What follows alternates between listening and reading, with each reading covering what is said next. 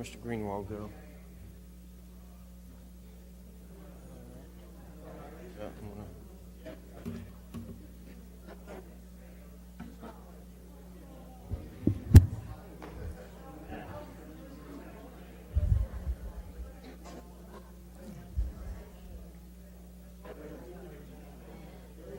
all right, y'all ready? Ready? Okay, everybody, let's go ahead and call the regular Planning and Zoning Commission meeting to order. The time is 6:48 p.m. For the record, Commissioner Evans is absent. Next item on our agenda will be the hearing of residents. We have a number of people signed up. You're more than welcome to come and address during hearing of residents. Looks like most of you are here for the rezoning case. That is also a public hearing, so you also have the opportunity to come and speak during the public hearing, or you can choose to speak at both of hearing of residents and during the public hearing. I'll call out the names. If you want to go ahead and speak, come on up. If you want to just defer to the public hearing on this specific issue, then just wave your hand and say, I'll speak at the public hearing. First person to sign up, Ted Dwegan.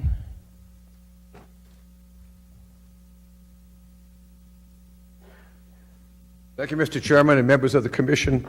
In advance, I apologize for my raspy voice. It's either Mountain Cedar or cheering for my Buckeyes to beat up on Southern Cal in the Cotton Bowl. Been a proud resident of the city of Schertz at 1112 Antler Drive since the early spring of 1974. Shortly after the time that 3009 was extended all the way down to 78. Used to end here at Elbell Road. I'm going to express two concerns about this proposal, and I don't know the details of what the proposal is envisioning other than a rezoning from R1 to neighborhood services. I've heard rumors perhaps of a church or what have you. My first concern having to do with the water situation that drains, as you know, and I talked about it when we were talking about putting a subsidized apartment complex at the corner basically of Wiederstein and 3009, that all of the groundwater from the back parking lot at HEB all the way to Savannah Square along 3009 drains down onto the end of Antler Road and crosses underneath 3009, known as the West Fork of Dietz Creek. I don't know what the proposal might be if this is rezoned into neighborhood services, but if it involves more impervious ground cover, whether it be rooftops or parking lots, then we have an issue. Our neighbors that live in the last house going down Antler Drive to turn onto 3009, they'd be on the north side of Antler. Their front yard still continues to flood from the runoff coming down out of the neighborhoods in the hills to the left. As you would understand, Wiederstein Road crests at the top of the hill and starts down to Schertz Parkway. Fawn and Antler dead end at the top of the hill. Savannah Drive the same way, and so all of that water runs and ultimately has to go underneath 3009 at Antler Drive, and we just can't stand to have that problem exacerbated. The other issue has to do with traffic. As I told you, we moved in shortly after 3009 extended on past Elbell Road. Everything has gone up in the way of traffic volume. We got a traffic light, as you know, now at Antler and 3009. I don't see any way that we could put a traffic light at Fawn, 200 yards up the road. But we actually have people on Fawn who are crossing over Deer Run, which is the street that connects Fawn and Antler to make the H in what was Deer Haven Estates, so that they can use the traffic light to get onto 3009 to turn left and go toward 35 during the rush hours in the morning and in the evening. As an example, when I came out of my house tonight to turn right on Antler to come down to this meeting, the secretary told me that if I got here like around 5:30, I'd have a chance to get my name near the top of the list because I have another meeting to go to. The light was green at Savannah Drive. People coming off of I-35 at 25 minutes past 5. The light turned green for me to turn right, but I couldn't because the traffic was stopped from, I don't know, maybe Woodland Drive all the way down, because the traffic was essentially a full line of traffic all the way to 335. And so if people are going to have to get onto Fawn Drive to use this property and then get out onto 3009, it's going to be just a more untenable situation. So from the safety and the traffic issues as well as the drainage problem that continues, I know Ken Greenwald remembers back when we built Savannah Square, we ended up in a big lawsuit trying to drain the water out of Savannah Square off of Antler Drive. We did get a culvert put in that runs through our backyard with easements and whatever. So that part of the problem has been solved. But all the water coming from the other side of Fawn and Antler, the gated community behind the HEB, it's a big issue, and we need to consider that. Thank you all very much. Again, I apologize for the poor voice. All right, next signed up to speak, Bill Summers.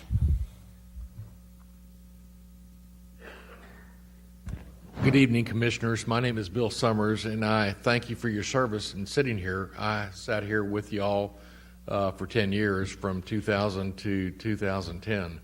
I understand the difficult times you're going through in dealing with these issues. I do live in Deer Haven, and I agree with what Ted has said, but the one thing I want to emphasize with what Ted said is I lived through the flood of '98. I lived through the flood of 2001 and the flood of 2002, and it caused major problems in this area. If you look at the use of Deer Haven with respect to the entire area of the city of Schertz, Deer Haven's kind of unique. It was one of the first subdivisions here. In fact, I learned for the first time when I appeared before the Board of Adjustment and found out that it had not been platted properly, and we were concerned about whether or not we should be doing some other things about that. It kind of surprised me. So I'm kind of sitting here before you tonight and suggesting to you, if you look at changing the zoning from R1 to neighborhood services, please think about the concept of spot zoning, because I think that's what this would be with respect to this lot in this subdivision. I recognize there's been a lot of change on 3009. I've seen it since 1983 is when we first bought our house there. So think about that, and I trust your good judgment. Thank you all very much. Thank you. Next up on the list is Mary Hammond.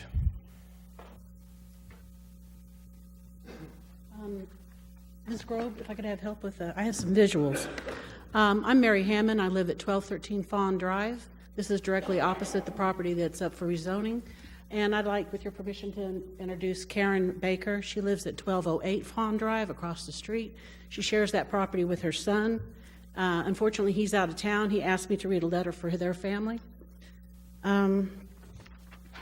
He states, as residential homeowners, we should reasonably be able to assume lots around us are going to remain similar zoning. This lot is surrounded by residential lots. We bought into a certain understanding of what would be allowed around us. Commercial endeavors were not supposed to be a possibility and are of dramatically different daily use as compared to residential use. Please note the property's access can only be provided from Fawn Drive. All traffic in and out of that property will be loading onto our residential street, further adding to the difficulties of getting out onto 3009. Physical building attributes, characteristics for the rezoning. As we understand it, buildings are up to 35 feet in height, well above the typical home height in the area. An 8-foot-tall masonry fence will be surrounding the property on all three sides, which is not typical for the immediate residential area. Tall parking lot lighting shining towards our homes. A commercial driveway within very close proximity of our residential drives, and even more difficult exiting Fawn Drive, more difficulty exiting Fawn Drive onto 3009. Up to 85% of the lot covered by development, causing flooding waters to flow towards neighbors' already endangered dwellings. And many of the beautiful trees will need to be removed. Quality of life issues. We feel that there'd be a loss of home values, a loss of privacy. Aesthetic of a parking lot is not something we'd like to think about. Increased danger to our children as an increased flow of unknown people near. Even more people turning around in our driveways than there already are. Increased noise, increase in traffic near our drives, and increased trash. For myself, I'm more concerned about the flooding issues. How do we get that? You're not going to see much of it there. This is a topographical map, and believe it or not, Mr. Beck's property and my property are at the lowest point from 4 hills around us. At the very top of Fawn Drive and Antler Drive, the elevation is 850 feet. In comparison, HEB is only 824 feet. The property down that we're talking about is 750-ish feet. That's about a 100-foot drop. Now that hill is all rock, very little topsoil. There's just a few places where the oaks have pushed through. So anything that falls, any water that falls on Antler and Fawn come down those hills, and they all puddle down there. Right now I have, this is a kind of a map on how the water flows. Notice it comes down Fawn Drive and it goes right into my property there. Coming off of the Frobase's property, it comes around my house there. Coming down by Mrs. Baker's property, 1208, it splits. Their property kind of sits on top of a ridge, and that water comes right around their house and comes right down into the property that we're talking about rezoning. All of that becomes an issue for us. When they redid our roads, let's see if I can get that right. Oops, upside down. There we go. When they did our roads, the crews came in and added topsoil or dumped some fill dirt in on Mr. Beck's property there so that they could park their equipment. When they came in and they put the curbs up to where that extra fill dirt was, and if you can see over to my side of the road, it dips down there. You can't see it on this photograph very well on the big screen, but you can actually see the pavements beginning to break there because the water comes down and comes into our property on that spot. When our property fills up completely, it flows over that spot and into Mr. Beck's property. So I really am concerned that if he raises that property level, and if you have to put an 8-foot masonry fence there, that's going to infect this flood water. If you don't think that's an issue, again, I'm upside down, sorry. That's my husband standing in the front yard on June 17, 2015. Again, not very clear, but the water is the same height as it is in the drainage ditch. Now, when my family bought the property 49 years ago, 3009 was just a 2-lane dirt road they were putting pavement on, and it went further over to where that big ditch is. Once 3009 started expanding, and then after they raised the entrance to Fawn Drive when they redid the road there, this is my front yard. If Mr. Beck comes in and raises the property and puts an 8-foot masonry fence that's going to go around there, number one, I'm not sure what type of masonry fence he's going to put that's going to withstand the amount of water that comes down that hill and hits that. And number two, when he does that, it's going to come up into our house. Right now it flows around the house and comes up to the very back side of our, the part of the house that's closest to 3009 and comes around into the front yard, fills up. Once it fills up, it goes over into his property and on across that. Let me show you this. This is the drop-off from 3009. See how the ditch, there's not much of a ditch there. There's not much difference between the surface of the ditch and the property we're talking about. This also shows you, this is from Fawn to Antler, and how much space there is between those two roads. So there's not enough room to put an entrance there, and it will have to come around and come in through Fawn. I have another one that shows the amount of trees, but I know that most of you are aware which property we're talking about, but there'll be a number of trees that have to be taken out to be able to put any type of entrance there. Thank you so much for your time. Thank you. Next one would be Barbara Mansfield Gonzalez.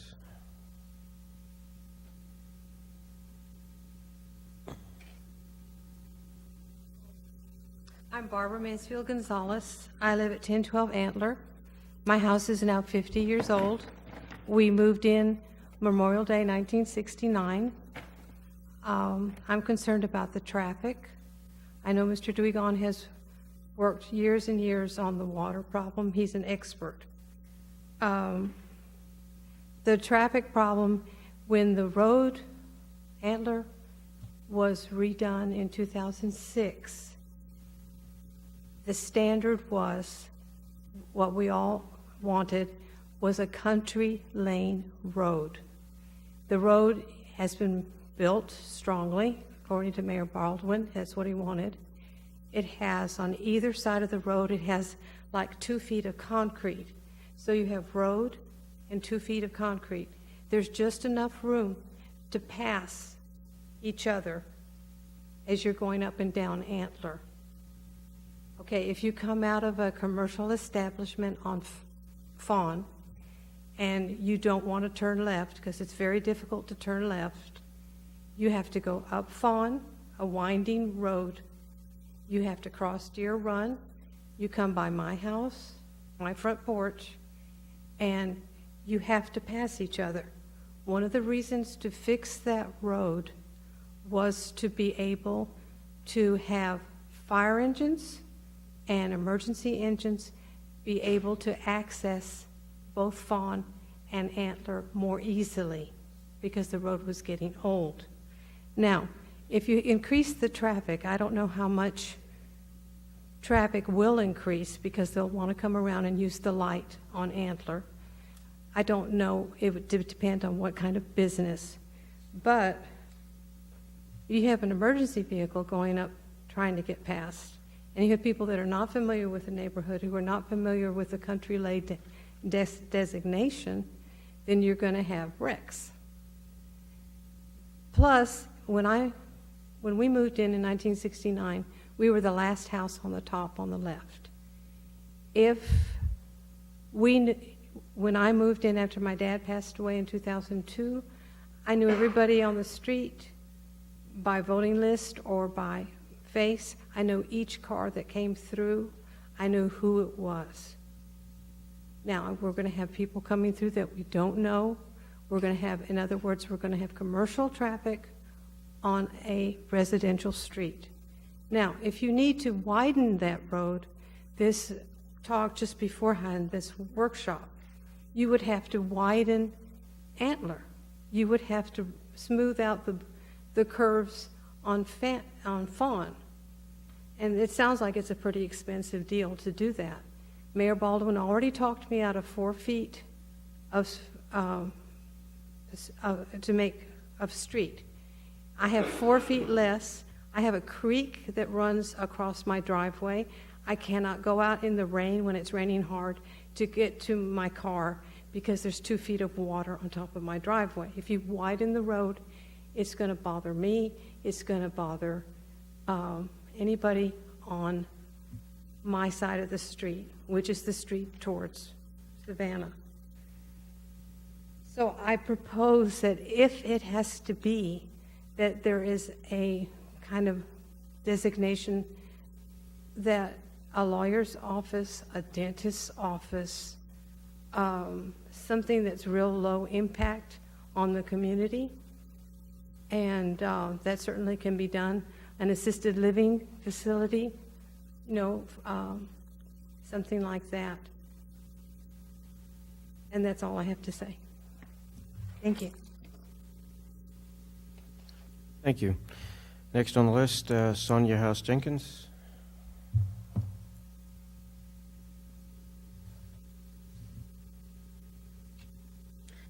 Good evening, Council and ladies and gentlemen. My name is Sonia House Jenkins, and I live at 1013 Antler. And I am lucky enough that my family, that we found this property. We've only been there for a year, and we moved from Cibolo.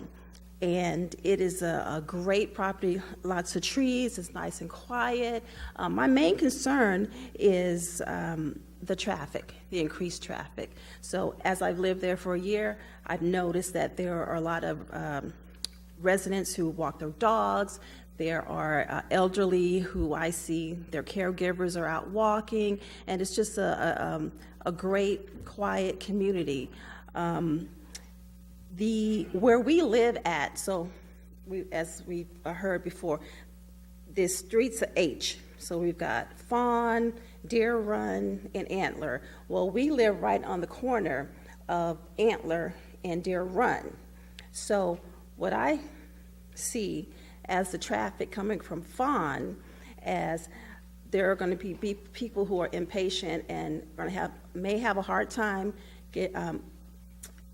leaving that property, the one that we're talking about being rezoned, going out to 3009. So what more than likely that they're going to do, because I would probably do it too, is go up Fawn, hang a left on Deer Run, and then make a left on Antler to go to the light that's on Antler and 3009.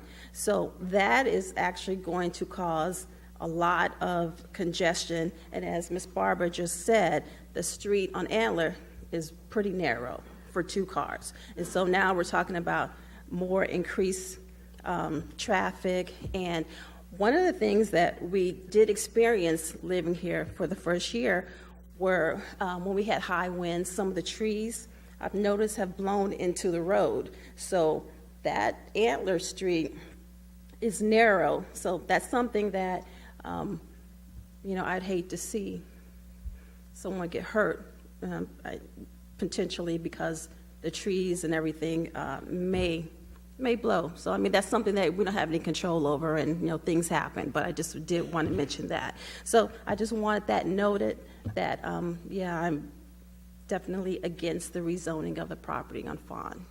Thank you. Thank you. Last signed up on the list to speak is David Jenkins.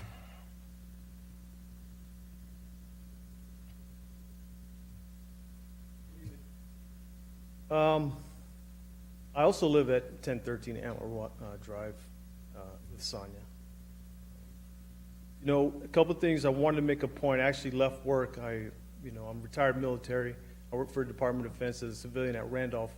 I had to leave work to come here to save my peace. So, being a military brat, being active duty military, being a retiree, you can probably imagine we lived in several neighborhoods in my lifetime. In fact, me and Sonia, we've probably had 4 different houses in the last 10 years. We spent a lot of money to move from Cibolo to Schertz, 1.5 miles away. Cibolo, in my opinion, was being mismanaged. I think it still is. In fact, one of my guys last night left work to go to a meeting about development in Cibolo. He's selling his house. He's been there 9 months. He's done with it. By his account and by our account, it's been mismanaged. It's been rezoned. It's been overpopulated. It's been redesigned. When you move into a new neighborhood, you know what you're going to get. When you move into a 50-year-old neighborhood, I should also know that that neighborhood's not going to change much. Paid a lot of taxes for this, a lot of traffic. I think the photos were outstanding. If that doesn't sell it, I would just say to you that I brag about my neighborhood. I'm talking to pilots, when I'm talking to maintainers, I show them aerial views of our little piece of Schertz, and I brag about this neighborhood. I want to continue to brag about this neighborhood. I don't want to hang my head or hear people or see people get discouraged from continuing to live or buy in Schertz. I think Schertz is getting it right. I have guys in Cibolo telling me Schertz is getting it right. So I want to continue to brag about this neighborhood. And the last thing I would say is I think it's ironic that if we rezone this and we have increased traffic, that we're actually going to get rid of the deer on Deer Run. Thank you.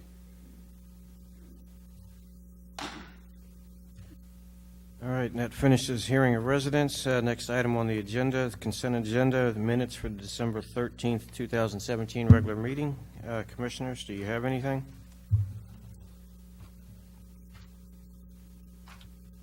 While they're pulling that up for staff, I did notice a couple of little typos that we need to correct on item C.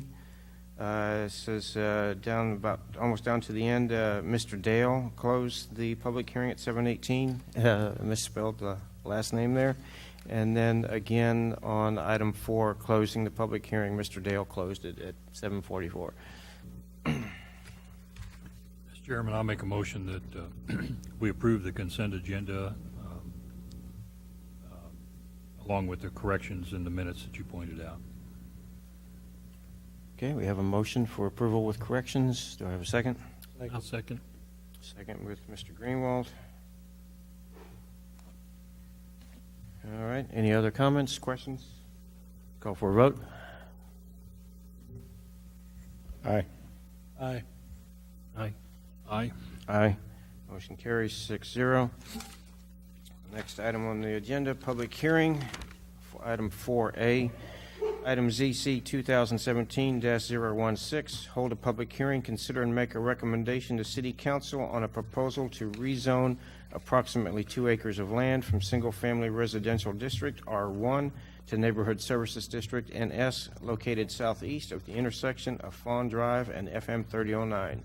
Emily. Good evening, Commissioners.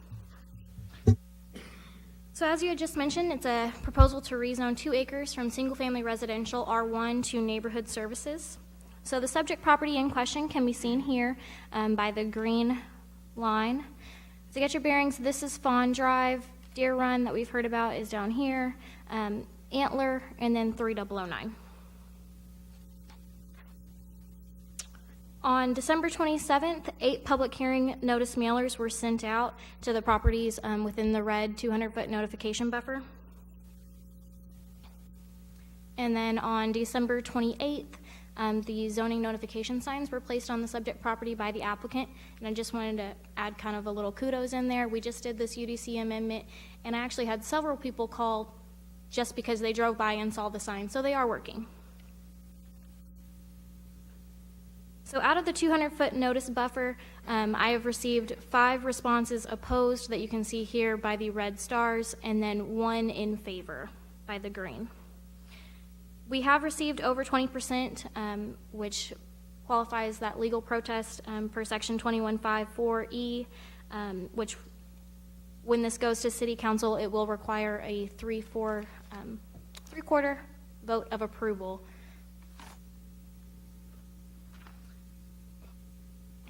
So even though we only sent the notice out to essentially these property owners, we actually received 16 responses back opposed, and then just that 1 in favor that you can see here. So we have all of the red ones as opposed, and then the 1 in favor, and then the subject property. So this is the zoning exhibit. You can see the subject property again, Fawn Drive, 3009. So currently, the property is zoned single-family residential R1, along with the adjacent properties and across Fawn. And then to the east of the subject property, we have 3009. So the comprehensive land use plan through the future land use plan designates the subject property as single-family residential, which you can see here. The objectives for single-family residential is to encourage a mix of residential uses as well as limited commercial development. Typically, neighborhood services district is considered a commercial classification, which would allow for that lower intensity commercial. Although the comprehensive land use plan from a high level would support the rezone to neighborhood services, staff reviewed some other factors as well when determining the staff's recommendation. One item was the neighborhood services definition, which you can see here.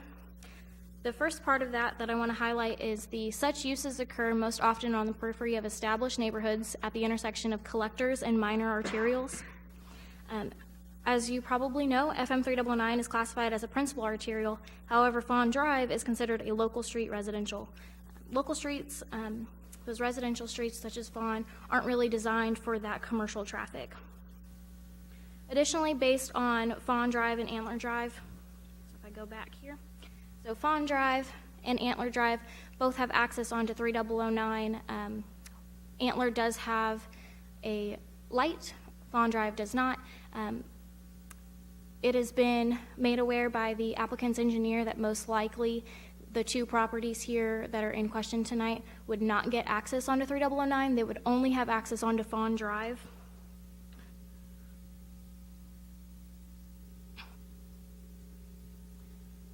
The other point that I want to make is this last section. This district should be properly buffered from residential uses and protected from pollution and/or environmental hazards.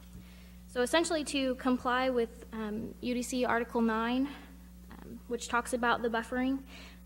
It indicates that where any non-residential or multifamily use, lot or parcel, is adjacent to or separated by only a local street or alley from a lot or parcel that is zoned for single-family residential use, the non-residential use shall construct a masonry screening wall with a minimum of 8 feet in height. So to give you kind of a understanding of what that would mean, since Fawn Drive is a local, this side, and this side would all be required to have that 8-foot tall masonry wall in order to provide that adequate buffering to the adjacent residential. This also brought up a concern for staff just with the lot configuration itself. Based on our setbacks and screening requirements, it would look a little something like on the 3009 side, they would have a 50-foot building setback, and inside that 50-foot building setback, they'd have a required 20-foot landscape buffer. On this side and this side, adjacent to the residential, they'd have a 25-foot building setback, and inside that 25 feet, a 20-foot landscape buffer. And then on the side adjacent to Fawn, a 10-foot building setback, but still have the 20-foot landscape buffer since it's adjacent to residential.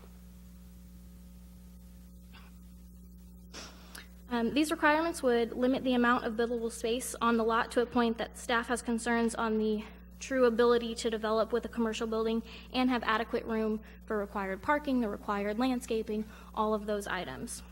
Due to staff concerns with regards to neighborhood services fronting onto a local street, the potential inability to adequately screen from commercial for the residential adjacent across from Fawn, and the property dimensions, staff feels that Neighborhood Services District is not the most appropriate zoning designation at this time, and staff is making a recommendation of denial of the proposed rezoning as submitted. And we do have Mr. Mark Hill with Ford Engineering as a representative of the applicant that would like to make a comment.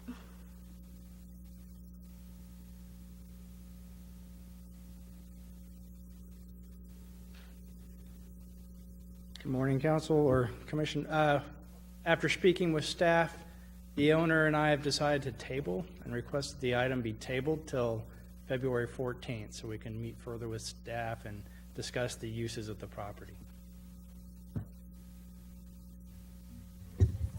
Reminder, since it is a public hearing, even though the applicant has requested this item to be tabled, we still do have to hold that public hearing and then have any question discussion with the commissioners, and then it is up to y'all if y'all want to table it or not. Okay, so public hearing, we will open the public hearing at 7:20 p.m. If anybody has any other comments or things they'd like to say about this potential rezoning, now's the time to come up and say your piece. Come up, please give your name and address for the record, and let us know what you have to say. My name is Tim Morgan. I live at 1116 Fawn Drive. We moved there in 1991. I concur with everything other than the request to postpone or any of that kind of nonsense. I can't emphasize enough, the flooding is bad, this, that, and the other. But access and traffic from Fawn Drive to 3009 is currently dangerous. If you try to access 3009 to go towards 35, going north, you have no choice but to get out, go halfway, make an illegal turn into a left-hand lane, and then merge to the right. Other than that, you're going to cramp our antler friends with more and more traffic. That's the only way to do it. Every once in a while, you'll hit it. And when anybody does, when they're riding together, we all go, wow, holy mackerel. Amazing. I can't exaggerate now that I'm approaching 70 how difficult that turn is to make. The opposite, coming off of 3009 going south, trying to turn in. If anybody is stopped in front of Mary's house, it's just a traffic wreck waiting to happen. I pulled in one time, probably 3 or 4 years ago, and there was a Schertz policeman pulled the car over right there. And I couldn't help myself. I pulled into her driveway, got out, walked over and said, hands up. I didn't want to risk it. I'm not angry, but if you're going to pull anybody over on Fawn Drive, you have to go up further. You can't stop over there. And we get a lot of people, for some reason, either curiosity or just get bad directions, and they pull in. So either way you go, it's a loser. And this to me is utterly crucial because I have one grandbaby. She's 16 years old, and I bought her a car. I haven't seen her since, but I try to talk her into coming over, and I'm not exaggerating. She plays in the New Braunfels High School band. Neither her nor her friends want to come to my house because they're honestly scared of 3009 and totally horrified of ever trying to get out of Fawn. They would obviously go to Antler, and I tell them, use the light. But it's horrific. And if we do anything to increase that traffic, it's going to get worse times 10, and somebody is going to get hurt. I said in a letter I wrote, I appreciate what Schertz government has done with a vast amount of growth. I think they've done a good job. But this one is just flat dangerous. Appreciate it.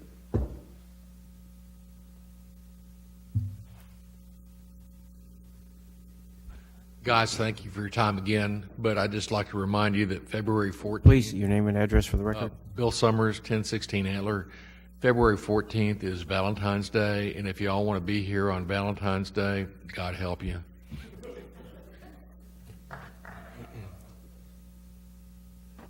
Good evening, gentlemen. My name is Stephen Phillips. I was born and raised in this town.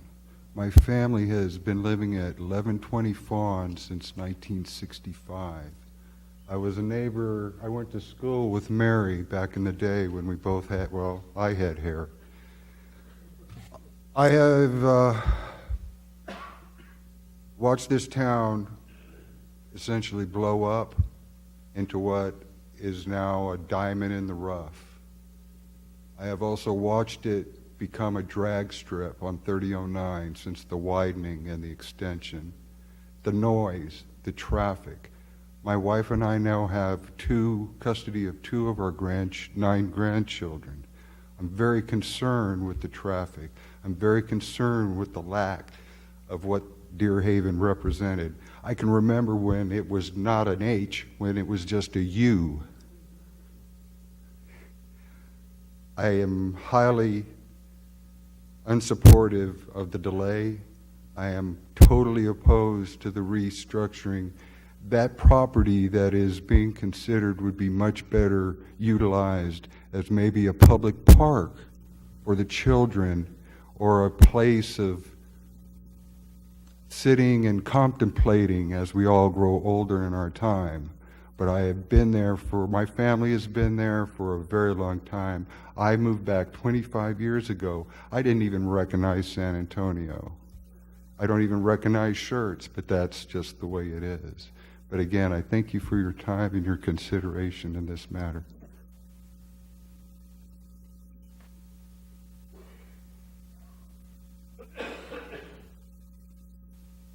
Good evening. My name is Frank Morales. I live at 1109 Antler. I wanted to just add a couple of comments. And first of all, thank you all for your service. I'm in awe of the detail that goes into planning and all the things that we've been watching thus far. And you gentlemen really sacrifice a lot to serve, and we appreciate that.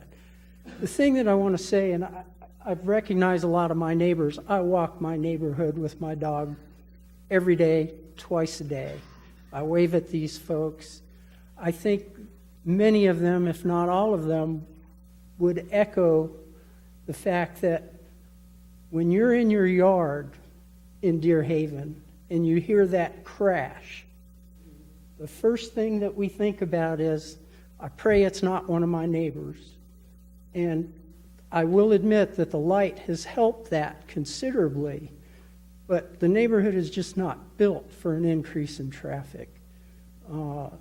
Anything that goes in on those lots that isn't R1 residential is going to add to congestion, become a safety hazard.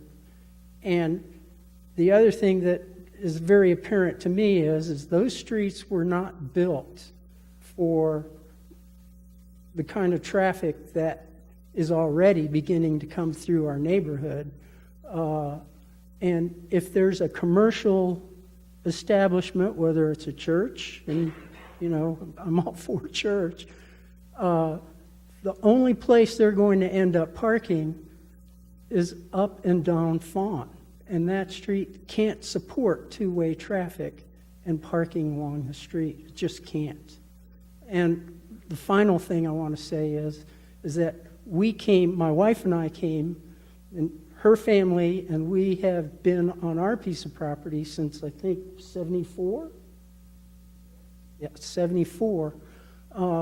The thing that I would say is that we came in solidarity with our neighbors who suffer through the flooding.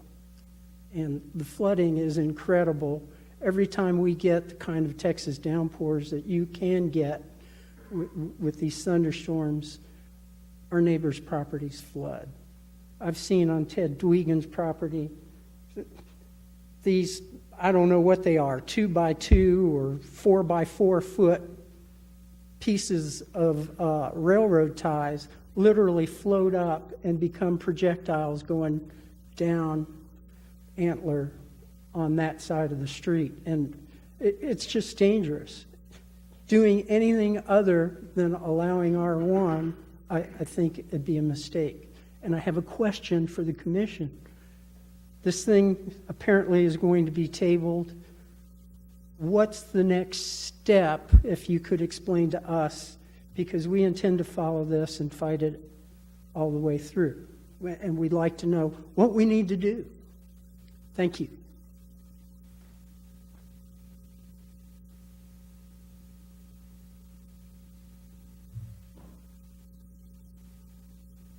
Good evening, and thank you for your time. And thank you for your description of neighborhood services. Can we have your name and address for the record, please? I was coming to that. We moved into the neighborhood in 1998, 1016 Fawn, Richard and Marilyn Cervantes. I'm retired. And I don't have comments. What I have are questions. This is such a beautiful neighborhood. And I wonder why we're considering rezoning those 2 acres. My fear is that if it becomes commercial property, who knows what type of business will be installed. My question to you, and I appreciate your time and your work on this issue. Have you taken a drive down Fawn, around to Antler? It's a beautiful neighborhood. And what makes it even more beautiful are the people that live there. We're good neighbors. We look out for each other. We help each other. And I want you to seriously, please, consider what would happen to this neighborhood if the rezoning proposal would go through. Thank you for your time.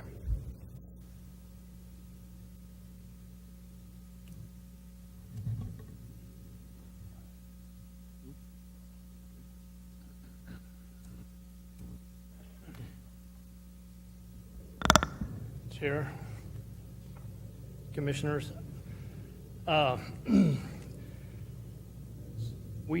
Your name and address for the record, please. Brian Beck, 1004 Antler Drive. We were requesting the rezoning of this piece of property, and I live in this neighborhood.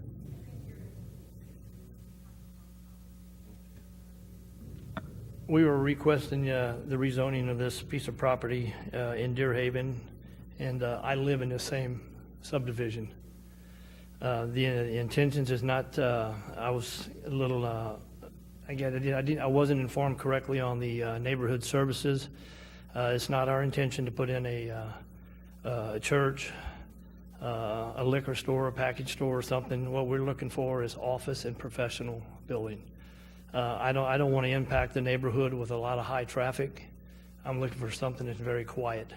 A lawyer's office, a CPA, architect, something with low volume. It would be adequate parking and for the building as well. My father developed this subdivision in 1966. At the age of 21, he gave me the 2 lots he thought were the best 2 lots in the subdivision. And I've been paying taxes and maintaining the property for quite some time, and I feel like it's time to, I'd like to allow the city to receive some revenue off the property as well and taxes and stuff. And I appreciate all the residents here and what their concerns are, but it's not our intentions to make this a high-traffic area at this time. So, other than that, I have no more questions. Thank you.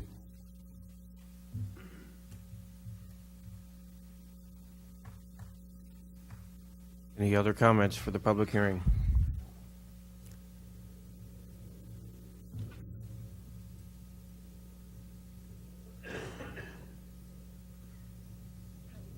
My name is Barbara Penaloza, and I live at 920 Fawn. And a lot of the people in that neighborhood do not even know what's going on. They saw the little signs. I told my son, he lives on that street, on the next street over, and I said, "There's 2 little signs in front of that property. What is that?" And they said, "Oh, it probably means a Fabacy property." That, you know. So I'm telling you, there are not many people here representing the neighborhood, because I think that they don't really know what's going on. I'm just here to find out. I had no clue when I came here what this is about. So I'm just saying there's probably a whole lot more negative thoughts that you would get from people. Thank you.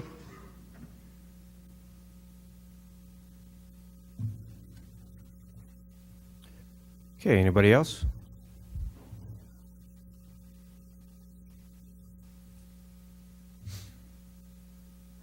Your time. I'm Jennifer Graves, and we live at 913 Fawn. And I agree with everything they've said about the flooding. It's obvious, and they've all lived there way longer than I have. My parents bought the property in 91, and we bought it from them 2 years ago. And the reason we bought there is because it's just not like anything else. And we feel a little bit, obviously the lots are bigger than you're going to find in some neighborhoods. And one of the things that attracted us to that was just you have a sense of you're in the country. You feel like a little isolated from, even though we live off 3009 and we're not that far from HEB, I feel like we live in the country. And when I turn down my street, which is a residential street, I don't want to see a building. I don't care if it's a lawyer's office, a doctor's office, a gas. I don't want to see anything there other than a home. And I'm on the community pages all the time, and I hear all this stuff about there's nowhere for coyotes to go. There's nowhere for the deer to go.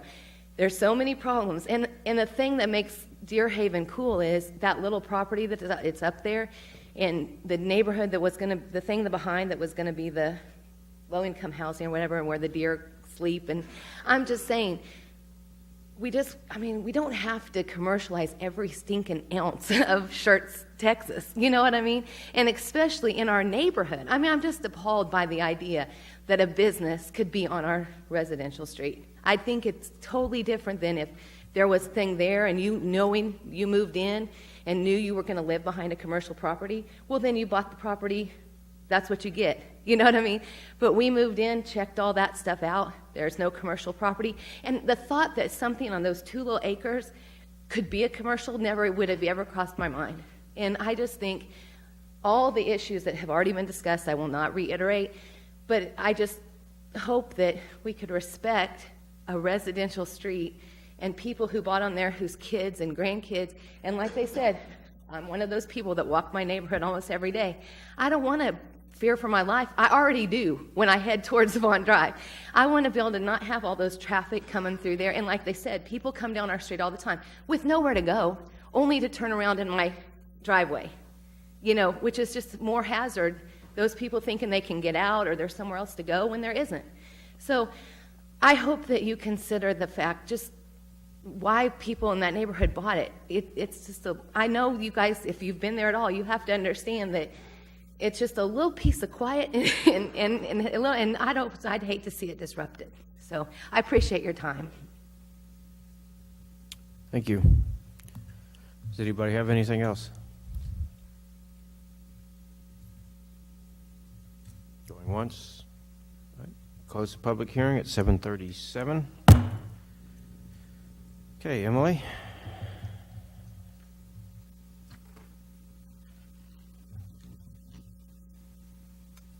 All right, commissioners, commentary, questions. What would be the benefit to postponing the decision on this? What could we expect to see next month that we aren't seeing right now? If you'd let me jump in on that.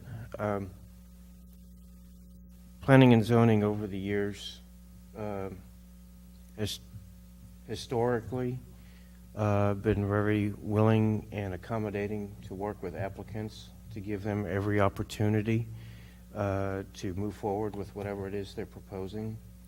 It's a discretionary item. We're not required to table it. We can take action and dispose of this tonight. But given the history and how we have handled things in the past, as chair, I would suggest that we grant the request of the applicant to table this. And the idea behind that is that they want to continue to try to meet with the neighborhood outreach and try to give them an opportunity to have a solution that is agreeable. It may or may not happen, but I think in order to be fair to the applicant, we need to give them that opportunity.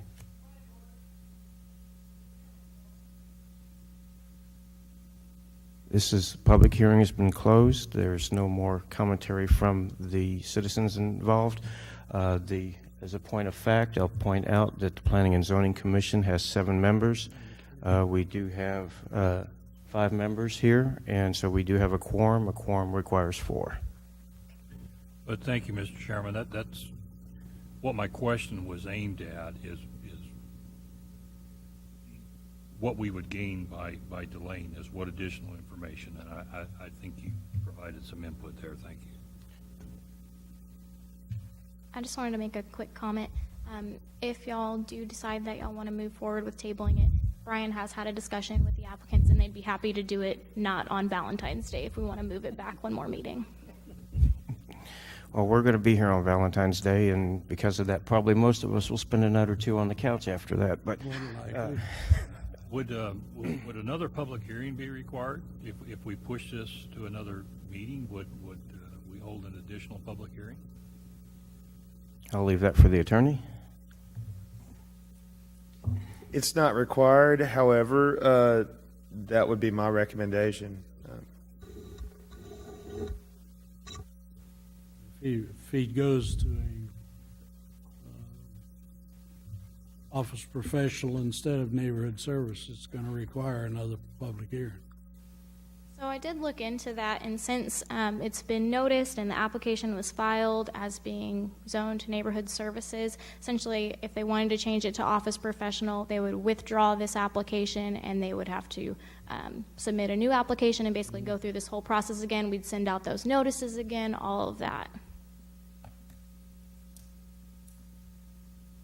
Just for everybody's benefit, 4 of the 5 of us up here are all retired military, so you're not alone. I've been here since 1972. I've seen this subdivision and numerous other subdivisions grow quite large. The water situation is what set us off. We have our own water system. We don't use Edwards, so it's a great thing, really. The flooding, I spent 2 foot of water in my house, inside the house. And I live down the other end of the block here. I'm kind of used to water in the house. It's not unusual. This is a country for water. I don't know what else to say.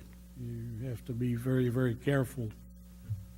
And even if you do move into a house, if somebody else changes the land alongside of you, 2 blocks away from you, it can cause you to flood. So, not a good situation. Anyway, I have no problem with him coming back 2 weeks from now or 3, whatever he wants. We've done that on numerous occasions. Numerous occasions. Entirely up to him. Commissioner Atlow, you? Well, I just wanted to respond to, I believe it was Mr. Cervantes. I did drive the neighborhood this morning. I live in Savannah Square, and you know, I'm very familiar with your neighborhood. But that little drive this morning, just so I could scope out the property, I went up Fawn to Deer Run and back down Antler, and I don't think I saw another vehicle in that little short trip. But with that, Mr. Chairman, I'll make a motion that we postpone action on this zoning case to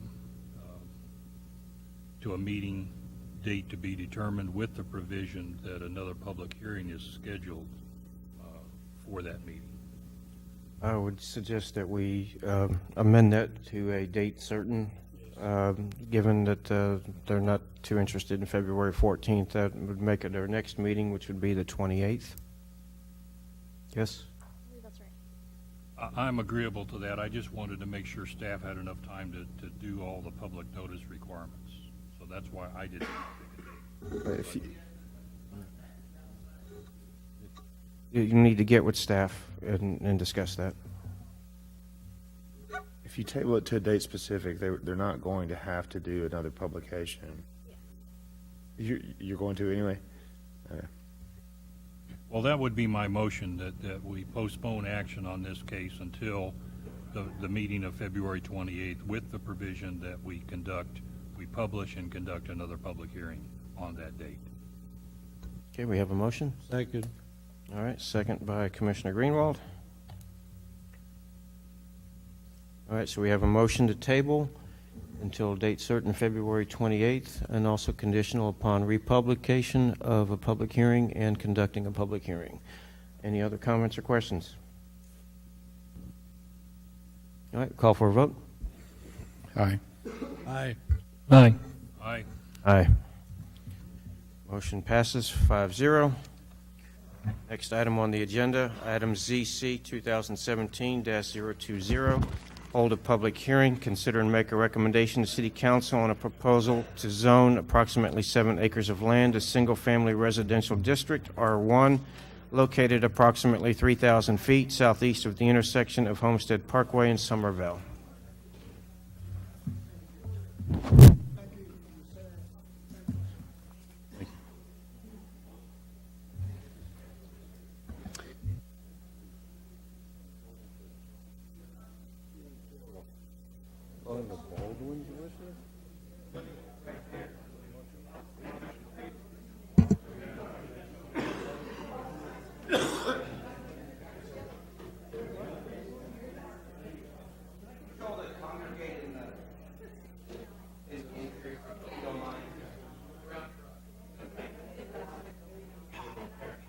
Hey, I'm just trying to get y'all through here. I know it. So, I'll go ahead and start off on this one. The item that you have before you, Commission, is a city-initiated rezoning of 7 acres of land. This map will show it very well. It's on the back side of the Homestead subdivision. This acreage is being brought into the city via a boundary adjustment agreement with the city of Cibolo to readjust the city limit line to follow this future east-west collector that runs through the Homestead Parkway subdivision. Through the Homestead subdivision that connects with Homestead Parkway. It's 2 sections. It looks like 3, but it's actually 2, 1 here and 1 here. It is approximately 7 acres. Here's a picture of the public hearing notice sign at the end of Schertz Parkway. As you can see, public hearing notice was mailed out to 3 properties on December 29th, with notice to be published in the San Antonio Express prior to the city council meeting. This area is identified on the comprehensive land use plan as single family, and so staff's recommendation and the zoning that staff's bringing forward on this is a request to rezone it to R1 zone it to R1. It currently has no zoning. Pursuant to our code, we do have to assign zoning to all lots within the city limits. And so this is the zoning that goes along with that boundary agreement. The adjacent property for Homestead is Zone Plan Development District, and the developer will be coming through in the future, I believe, with a modification to the back end of the next set of units they're going to do. They've got a couple cleanup items that they need to address, and so they'll pick up this area at that time. I know some of the questions that you may have are, why are we not just going Homestead PDD? It has not been the city's practice to zone into planned development districts that are existing. So staff feels that R1 is the appropriate zoning district for this. We also didn't feel it was appropriate to put on a placeholder district of pre-development either, as it does have a comprehensive land plan designation of single-family residential, which our default zoning district is R1. So with that, it is a public hearing. Staff does recommend approval of the R1 zoning district as proposed.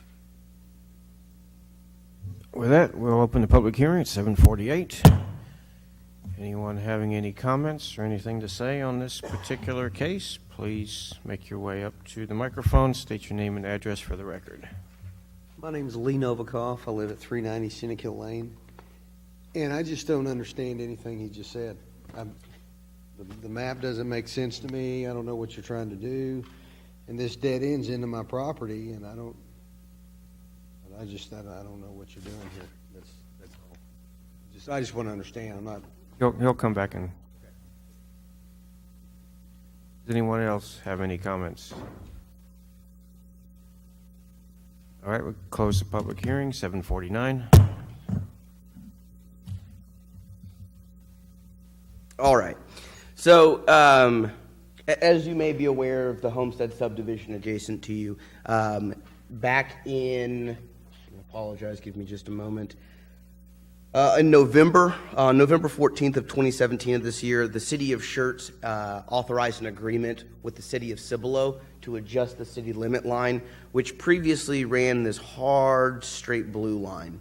And so what happened is there was a land swap. I believe there was about 16 acres total, kind of shifting a little bit. The city of Schertz inherited 7 acres approximately, and so that's new land that came into the city that was previously in Cibolo. The Homestead subdivision bridges from I-35 all the way back to Green Valley Road.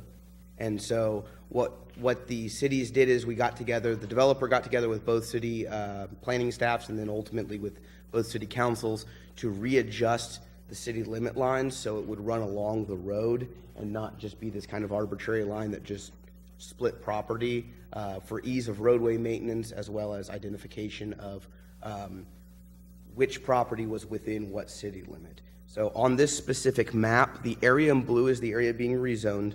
The area in red, which includes several other properties, is a 200-foot notice boundary. And so by law, we're required to send mailers out, which you received, to all property owners within that. Most of the property within here is all owned by the same company, which is the Homestead developer. And then there's some outside properties as well that were notified. So all that we're doing here is because we did receive land via this swap, that is, the agreement has been executed and is currently being recorded with the county. The city of Cibolo is handling that portion. We are working zoning in so that we have land that was swapped into the city via this boundary agreement that does not currently have zoning, so we have to assign a zoning district to it. The zoning district that's being assigned is Single Family Residential 1, which is our largest, well, I guess not technically our largest, but one of our larger single-family zoning districts that has about fifth-acre lots. It's 80 by 120 is the minimum lot size in that. This area is actually none of the area except for maybe a little bit of this part, I believe, is actually going to be any part of any kind of single-family lot. This whole area, per the Homestead Master Plan, maybe let me go back one, that may help a little bit. So here's the Homestead Master Plan with this area kind of overlaid. So this portion here will be drainage open space, as well as, I believe, another HOA park. And then again, as you see, the gray area, this is going to be a future east-west collector. There is a proposed east-west collector that does terminate at the property lines, and then as future development occurs, may be extended via that future development. So, did I get you there? Okay. So, happy to answer questions if the commission has. All right, commissioners, comments, questions? All right, we'll entertain a motion.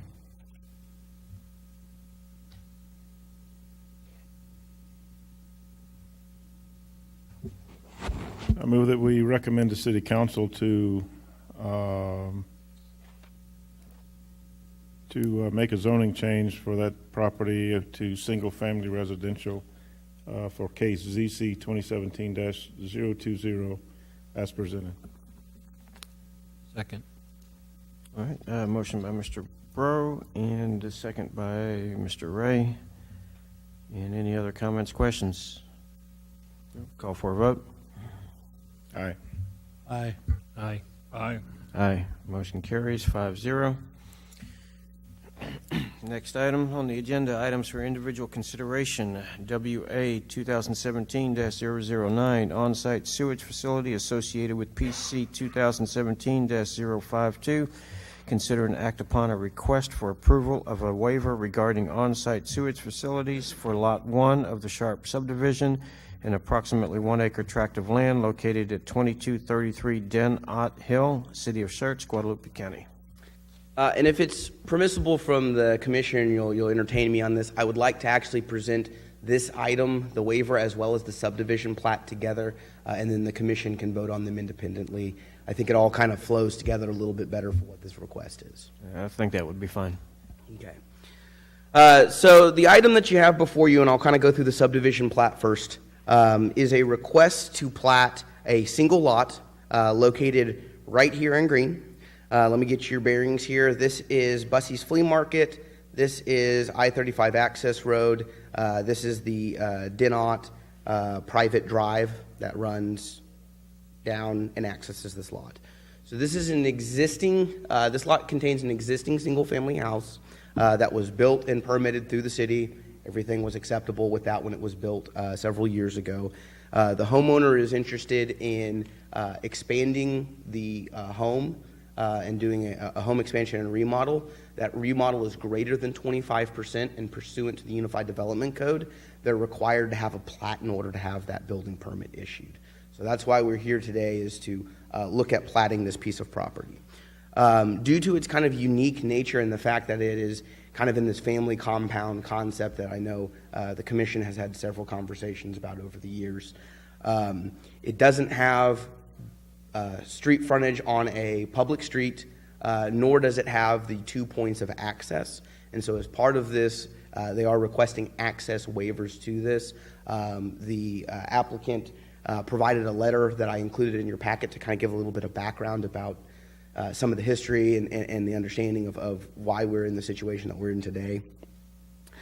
However, city staff has looked at this, and as we look at it in our current fire marshal, as well as I'm sure our former fire marshal who trained our current fire marshal, are very big sticklers on life safety, and this is one that kept going back and forth with city staff to talk about, because it doesn't have that second point of access and it is very far off of I-35.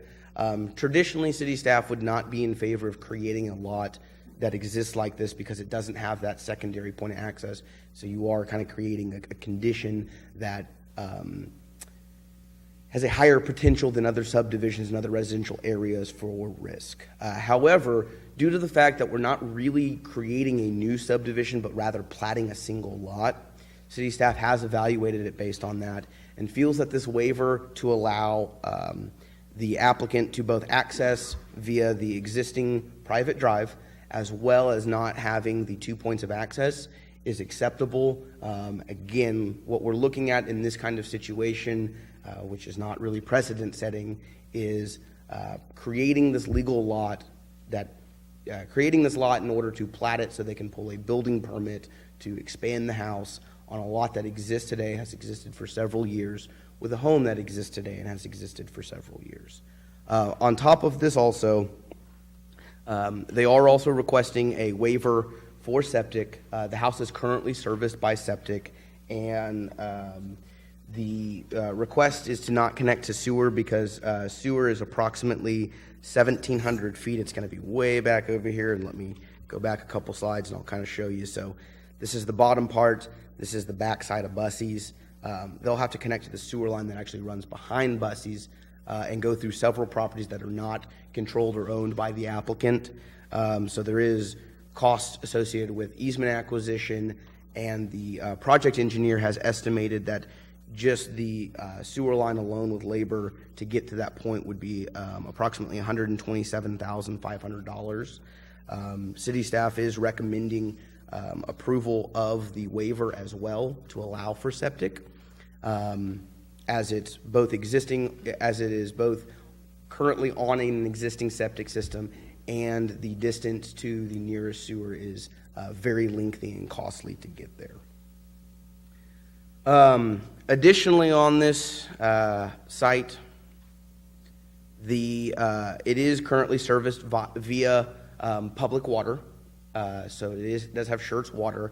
There is a private easement that is being established that also mirrors the entire roadway access easement for that water line. So as there are future owners of the property as well as the existing owners, they will have rights to access that public water that will be there. So this application has been reviewed by all city staff and with no objections to this plat, including approval of the access waivers that have cleared emergency services review as well. The applicant is here if you have any questions, and I'm also available if there are any questions on this item. All right, thank you, Bryce. Commissioners, questions?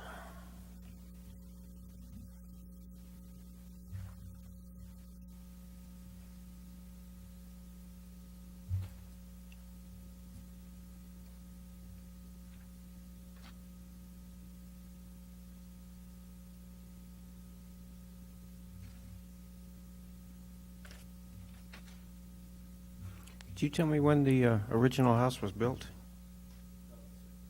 2006. And it was appropriately permitted in 2006. As the commission may remember, I want to say about 2014-ish, we had some UDC changes which changed some definitions about what a lot of record is, which now requires that plat be approved and filed with the county before we would issue a permit for new construction.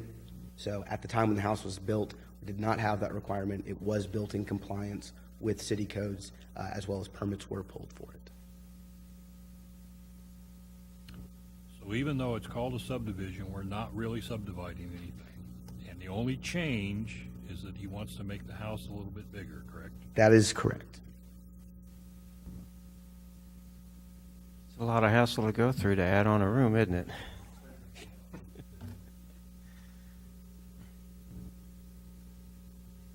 Mr. Chairman, I'll go ahead and make a motion that we start, I guess, in the order they're on the agenda. I'll make a motion that we approve the waiver request for the on-site sewage facility. Okay, I have a motion for approval. Second. Second by Mr. Greenwald. Any other comments, discussion? Call for a vote. Aye. Aye, sorry. Aye. Aye. All right, sounds like that motion carries 5-0.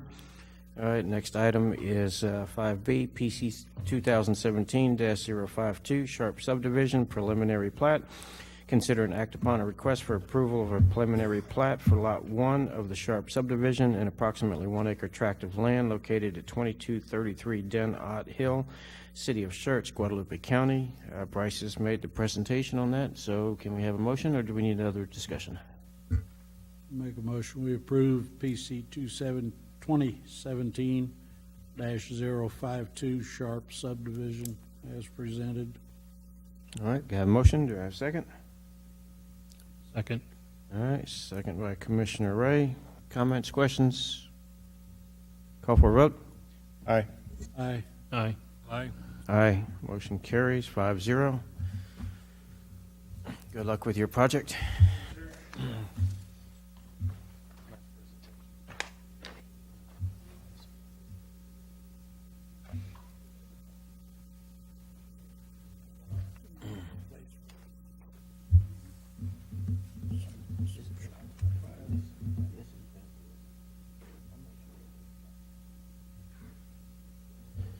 Okay, next item on the agenda, workshop, public hearing. Item 6A, public hearing and workshop regarding a proposed Unified Development Code update for tree preservation mitigation exempted trees.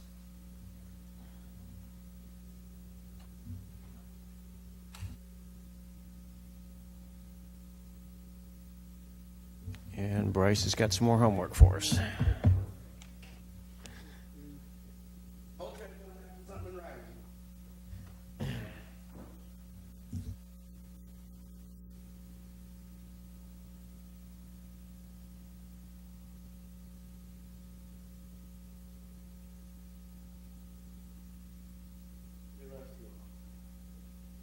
Sorry, John. I'll get you one later. So a little bit about what I wanted to do this evening, just to kind of set the primer. This is a follow-up to a conversation that we had at the last Planning and Zoning Commission meeting about some revisions to the Unified Development Code related to tree mitigation. And so really what I'm going to do is I'd like to use the document camera and just kind of walk everyone through the start of my markups. And I will preface this with a little bit of an apology. I was planning on having a little bit more time to work on this, but unfortunately I was out sick all of last week. So I worked through it. And Lisa kept telling me not to come in, and she'd email me stuff from home to not get everybody else sick at work. But I do have the start off of it, hopefully via our discussion this evening, and I'd like us to do the best that we can to do that. And if we want to open the public hearing as well, we can do that. And if anybody has any items, we can just kind of roll as a big workshop if that's acceptable by the... I said I'm fine with that. We'll open the public hearing at 8:05. So I really just want to go through kind of piece by piece and start walking you through the changes. Commissioners, start telling me where I'm going awry or going crazy so I can start making notes, because I'd really like to make sure that whatever I bring you next week for action, next meeting for action, is hopefully within the ballpark of what you're looking for and not crazy out in left field. You know, what has Bryce been doing? Apparently not paying attention to us. So to start off, again, what we're looking at is we go through our purpose and intent statements here. Zoom in as we go. Going through our purpose and intent statements, I haven't proposed any changes to that. The first set of changes that we do get to is I've added in class as a qualifier behind everywhere where we have protected trees or heritage trees.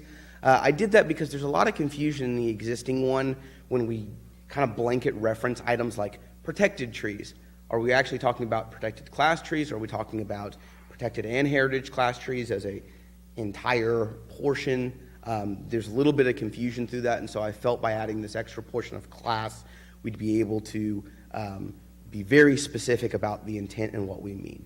And this is going to come in important as we start talking about what types of trees are exempt by right in a future section. So that's the first one. The next item that you'll see here is I've added in a 1/2 foot here. The current diameter at breast height measurement that's nationally accepted by both the arborist societies as well as the state law actually references diameter at breast height as a 4.5 foot measurement. So our previous code calls it out as 4 feet, and I've added the 1/2, so we're now at 4.5. And does that make any difference? So realistically, what that means is we're measuring 6 inches higher on the trunk, so trees may be slightly smaller in diameter. Realistically, for the shade trees that we're looking at, it's not going to make a huge life and death difference, maybe a 1/2 inch here and there. But for the most part, The big trees are still going to be really big, 6 inches up, because again, we're talking 4.5 feet, which is about here. So that one is both to also comply with the state law requirements, and a little bit about some of the state law requirements as we get to that portion. Is we were pretty good on compliance for the most part to begin with. There's a little bit about some 1 and 2 family dwelling items that I will cover here in a little bit that I'm trying to encapsulate that our recent legislation at the state level has created some new requirements for tree mitigation. Dan and I were actually just visiting about this the other day. That did go into, they were enacted in December 1st, but I'll go through that as we kind of get to that portion. So again, as you see, as we go through this set, I haven't made any changes to any of the portions about what damage to a tree would be considered. We're leaving all of that alone. The first one that we started in is this next section 3, which this is our section that we're saying is exempt from preservation, mitigation, and permitting requirements. So these are trees that kind of just don't get counted. If you can save them, we're always a big fan of that, but these are the ones that, and this is an existing section, as you'll see the markups on it, that I have added a little bit to. So the first one that I've changed is, again, we inserted that protected class. So the first type of trees that we would say are exempt from preservation, mitigation, and permitting are protected class, so those that are 8 to 24 inches within the area of a proposed septic system, so on-site sewage facility. I've added a caveat there, as you will see, that says a waiver to mitigation for heritage class trees may be requested. We will come back at the very end of this article that I have a waiver section included in, but the way that I wanted to introduce the waivers is that there are only certain waivers that you can even request.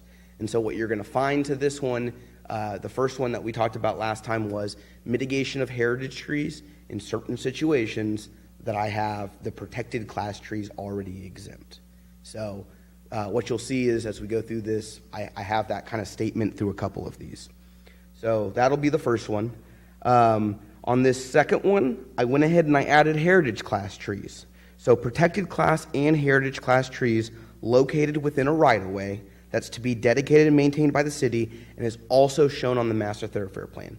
So this is collector class through arterial class roads, not the local subdivision roads that would go through somebody's residential subdivision or commercial subdivision, but the master thoroughfare plan roads that we kind of lay out and say, more or less it has to be here. You get a little bit of play if you've got a really big lot to get from point A to point B, but for the most part, there's trees that may have to be removed as a function of this roadway that the city is imposing onto that development. Unfortunately, one of the big ones that we see, and Mr. Dalla will mirror this one, is there are some gorgeous big oak trees right out in front of Crossvine on their Unit 2 set that as 1518 gets widened. Hopefully we'll be able to save them, but I'm sure that a couple of them are going to have to come out. Those are the kind of things that we look at and we would say, why would we want a developer to pay for this when we tell them they have to put this road in and it has to be in this location? So I went ahead and added heritage trees to that. The next one as we go through here is, again, I added the protected class trees for trees located in utility easements. This is a little bit of a funnier one. I also went ahead and said that heritage class trees located within utility easements are exempt from preservation requirements only. So you still have to mitigate for it, but it doesn't hurt you on your 25% preservation requirements. The concept behind that is there are certain utility easements that a developer may have the ability to kind of play with based on roadway alignment. So as we look at residential subdivisions along the front of almost every single residential lot, you're going to have a 14-foot easement. It's very possible for the developer to swing that street just enough to keep the tree out of the roadway so they don't have to pay for, keep it out of the roadway and put it in the easement so they can remove it, but they don't have to pay for it because it's within that easement. Oftentimes, as much as we think that that may happen, it surprisingly doesn't happen that often because the residential and commercial developers, much as Dr. Bamble attested to last time with her business, view the trees as an amenity. These are all good things for the most part. We don't have too many folks who come in and see us who are just want to clear cut property completely. That's a good thing that the city has going for it. So as this reads right now, if you had a heritage class tree located within a utility easement, you would still have to pay for it, but then I have the ability that you can request a waiver to mitigation for heritage class trees. And again, we'll come back around to the end of that about what that actually means and what the requirements to that are. Protected class and heritage class trees that are damaged or destroyed by floods, fire, wind, or other natural causes. So previously it just said trees damaged. I went ahead and specifically stated protected and heritage class trees. The next one that we have is dangerous, disease, damaged, dead, or dying protected class or heritage class trees, as determined by a tree survey and a letter from a Texas arborist. Those are exempt. Previously, we had a requirement that required it to be mitigated 1-to-1, but it was tree to tree, not inch to inch. So you had a dead tree, you just put a new live tree in. There is a state law provision that does not allow us to require fee mitigation for trees that are dead and dying. So I went ahead and just took that out, and we said, if you got a dead or dying tree that you're going to take out, anytime we think about non-residential and multifamily lots, they have a lot of new trees that are coming in. So we've got the 9 tree per acre requirement. We've got the street tree requirement. We've got the parking lot tree requirements. They're going to be putting a lot of canopy back in. That's the good news for some of this. Additionally, I went ahead and added, this is a new one, protected class trees that are from our undesirable tree list listed in UDC Table 2197F. And so this is the one where we say, these are all trees that we don't want you to plant in Schertz that are new. So I've got like Arizona ash in there. I've got some other items that we say, when you go to plant trees and you get your trees that we don't specify other than saying you have to plant new trees, you can plant anything you want. This is our preferred list, but you can't plant what's on the undesirable. And so part of our thought in this is, why would I then make you pay to take out a tree that we consider undesirable? The caveat being in that at times some of those trees that get large enough to be heritage-sized trees we really want to take a look at. And so I have protected class as a by right, and then I have the ability for the applicant to seek a waiver if there are heritage class trees on that undesirable list. This is different than the next list that we'll see here in just a minute. That is the species exempt list that has the ligustrum and the chinaberry and the cedar and those kind of trash trees that we just kind of consider not great trees. And so the next one that we have is the protected and heritage class trees located on property that has an existing 1-family or 2-family dwelling that is occupied. So this is a new one, and I'm sure I'm about to get a couple comments from everybody. So what I'm actually proposing by saying this is to say, if you have a single-family residential lot or a 2-family lot that is occupied, that is developed, so I got a house on it, I live in it, I am exempt from tree preservation and mitigation requirements within my lot. The city of San Antonio also has this same provision. I think there's actually only just single family right now. This is where we get a little bit into state law. And so my big one that I have to change for our code, for state law, is that we cannot charge a fee for mitigation for trees that are 10 inches or less on 1 or 2 family lots that have a structure that are occupied. So in actual practice, what this means oftentimes, and this is one of the heartache ones that we get in the development office, is I get somebody coming in saying, well, I want to put my swimming pool in. I've got a whole bunch of trees that are left over from the developer to begin with. I've got this very wooded backyard. I want to put my swimming pool in, or I want to put my shed in. I need to take this tree down. And as a function of that permit, in theory, they are required to then mitigate that tree. So even if they're taking a 9-inch elm tree out and I've got a whole bunch of other even bigger trees on my lot, I have to pay for that in addition to pulling the permit to put in my swimming pool or my shed. Traditionally, both P&Z and City Council have always been very light in regulation towards that single-family end user. And so in keeping with that spirit, our goal is we don't think for the most part anybody's going to go rip out all of their trees in their entire lot and say, I just want no trees. because of those amenities. I missed something there. Sure. We were talking about protected and heritage class trees. Yep. You said something about 10 inches. Yes, so our current requirement is a protected class tree is 8 inches to 23.99 inches. State law, and part of what they passed, their requirement is that we cannot charge as a municipality for removal of a tree that is 10 inches or less. So that's where the 10 inches comes in. So if the commission does not like this idea, then my alternative change is to shift this to say trees on 1 and 2 family lots that are less than 10 inches are exempt, and we can allow for the rest. But realistically, and that's always one of the heartburns that we have is, as staff looks at this, our thought is the goal of this really is to keep people from coming in and just clear cutting property. We want to maintain as much of that nice existing tree canopy as we can. Luckily, we have great developers who would love to do all that they can to save those trees, as well as plant a lot of new trees and really do a good job of landscaping. We've been very blessed by having developers who care about the community and care about their commercial products, their multifamily products. And as the commission sees, we've had a lot of single-family residential PDDs that come through that do a really good job with trees. Look at Crossvine, look at Homestead.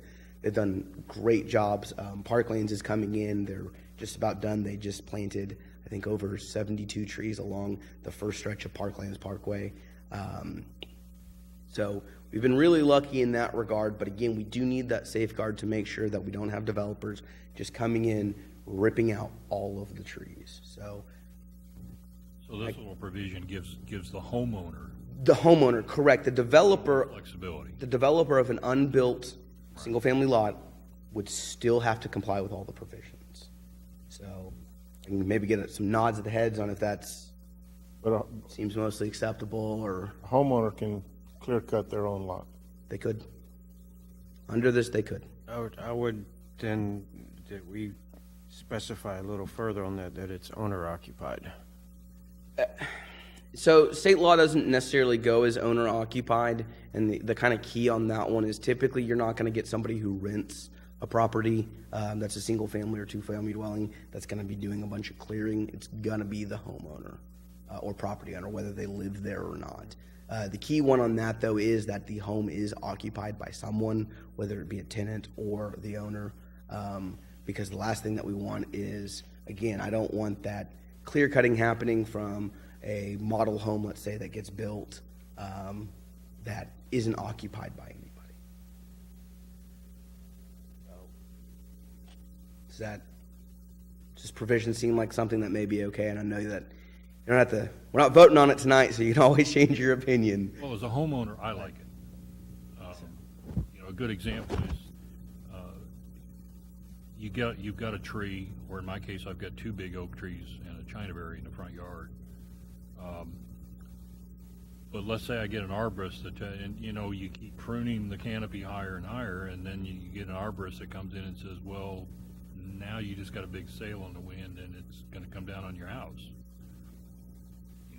So now I can, without having to pay, and I could theoretically take that tree out. Yes? So as a homeowner, I think I kind of like the idea. It just, the goal of it again is, everyone who lives in Texas for the most part, especially with Texas being a big property owner right state, is to say, this is my domain, this is my kind of castle, I own this property. I'd love for no one else to tell me what I can do with it, other than maybe not building a business here, or tearing it down, or doing something that hangs over onto the neighbor's yard, or things like that. But within reason. And that goes along the same lines as what we did last year with the fences and sheds. That we're basically leaving that alone and leaving that up to the judgment of the family owner. Yeah, and to be honest, and I'll kind of look over at least, I think even the ones that we actually see that come in who follow the rules for single-family owners on this are very, very few, maybe 3 or 4 a year. So it's not even something that would really be overly impactful, because that's what we're seeing anyways. So let me just use an example that we had tonight. I live on Antler or Fawn Drive, and I've got 80 oak trees on my property. By doing this, I can clear cut 80 trees on my property. If you so choose. And with the city, is that what the city of Schertz likes? Is that the intent of their tree ordinance? To allow me to clear cut my piece of property? So I would say the rebuttal on that I would have is, as you know, Mr. Bro, whenever we write codes, we can never catch all of it. We catch the clear majority. The question I would ask is, why do you want to cut down all of the trees on your lot? I don't need to tell you. You don't. And in fact, there's nothing that keeps you from doing that today. And the only way that we would only catch you is if you got reported and then we noticed it all. And that's a hard enough one, because now I've got to go out there and prove that those trees were substantial size, kind of as it exists today. Because I'm sure there's a number of pruning and tree removal that occurs within the city that is not captured by these regulations to begin with. So. But yes, to your point, it's very possible that that could happen.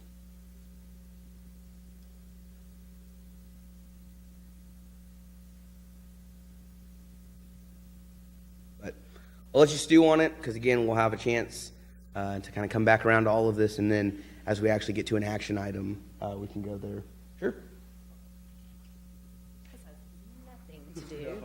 This has nothing to do with me, but another thing you could propose, kind of a middle of the road, would be you could leave it the same as it is. Trees located on a property that has an existing one family or two family dwelling that is occupied, that is harboring a dangerous condition to the structure, or is in the way of a proposed permit, a pool or whatever you're going to do. I mean, if you put some specifications, like it was, that you could show you were concerned about it falling on your home, or if that's what you're really worried about, is somebody doing that out of malice, I would guess, which would be super, happen, but maybe rare, but it would be an option that you could put a little plug in.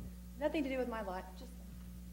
Well, I understand where Commissioner Broad is coming from, but I'm one of those guys, and you've heard it from me before, it's my property. Where the heck do you get the authority to tell me what I can and can't do? And in the UDC. Well, what you know, we do have the authority to do it, but you know, and we've had this discussion, and it's not about trees. It's about recreational vehicles. What I can and can't park in on my own property. I understand it's your street, and you can tell me what I can and can't do on your street. But where does the city come off telling me what I can and can't do in my own backyard?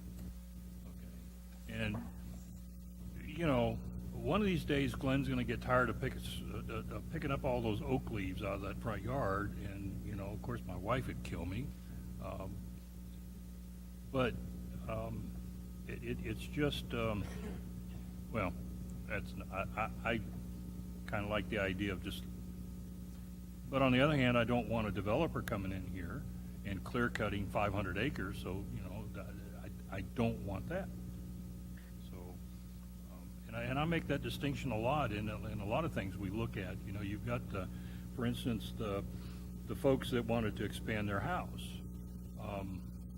I would not let a developer come in here and ask for the same things. But, you know, so I tend to look at, you know, those types of things are a little bit different. So, yeah, and I would concur with Glenn on that, is that, yeah, there might be somebody that's crazy enough that does something like that. You know, at the end of the day, you know, those are so rare. You know, we might see that once in our lifetime, and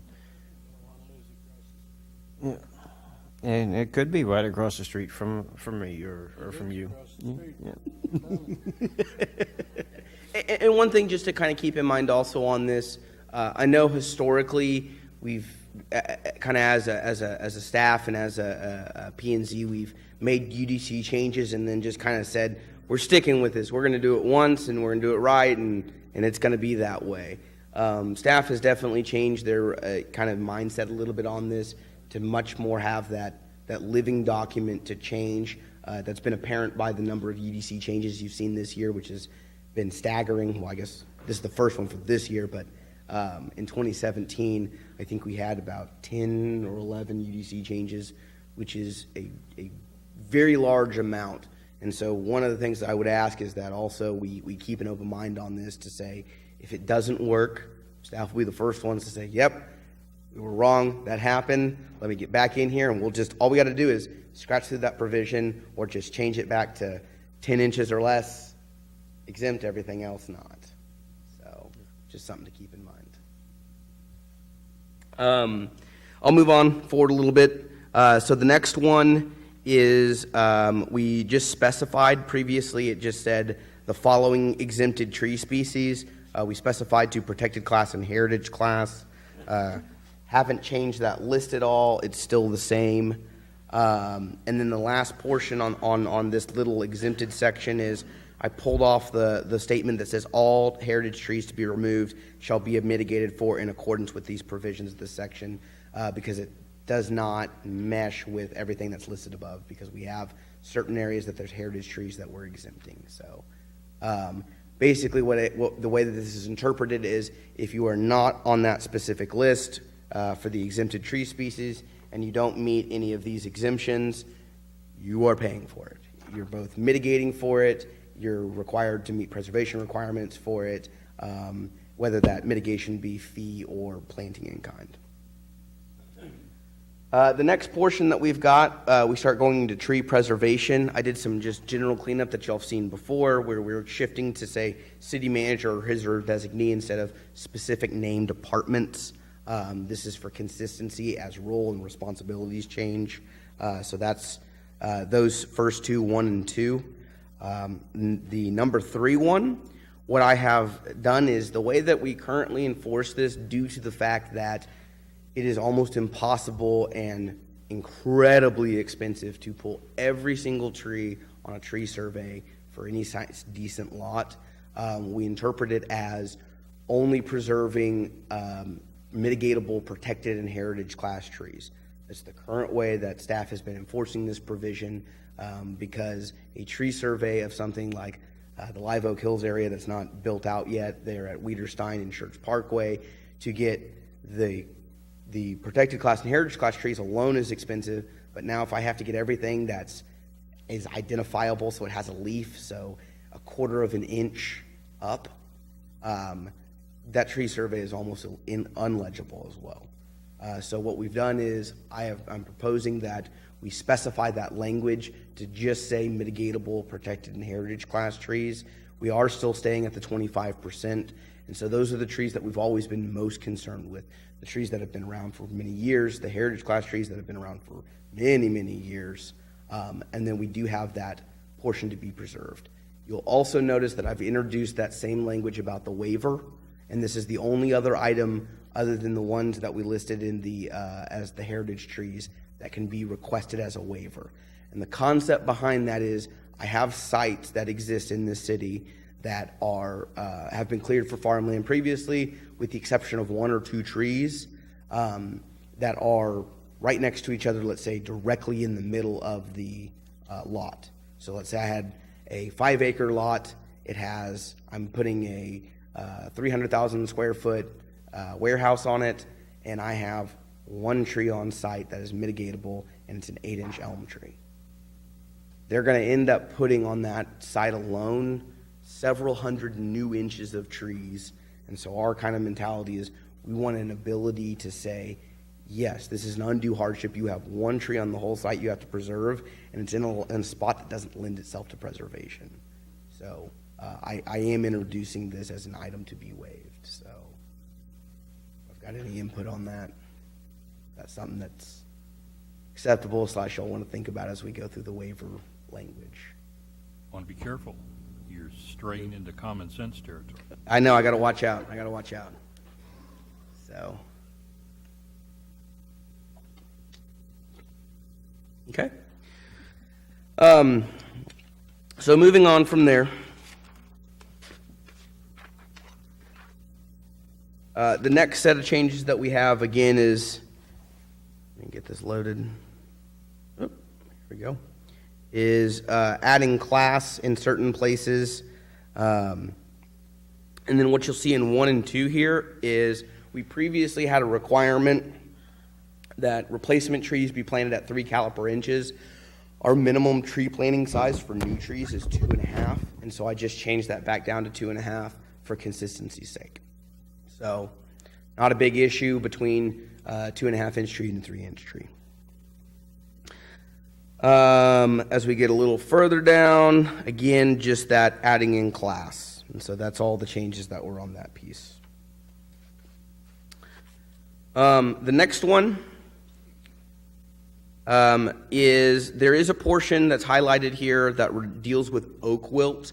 I'm currently working with the director of parks, or acting director, sorry, Lauren Shroom, on how we want to handle this section. We do feel it's probably important to have some provisions about oak wilt, but the way it's currently written, it does not make a lot of sense, and it's not very clear about what the actual requirements are. And so we are going to work through, and I'll have that for y'all next week. Next time we meet. So be expecting changes, significant changes to this. But again, the goal is to address oak wilt, specifically when it comes to pruning practices, so that we don't receive oak wilt from neighboring communities, and that we protect those oak trees by good pruning practices. So there you go, John. I know that one's been near and dear to your heart. So. This is also, it might be appropriate here, where we've been changing all the office titles to city manager. Yes, it will be that as well. I just didn't even do red lines. You'll see what I have off to the side is it just says working with Parks Department to clarify. So as I kind of read it, my first statement on that was, that's great. What does this actually mean? And that normally leads me into saying, how are we actually, it needs to change and it needs to be a little clearer.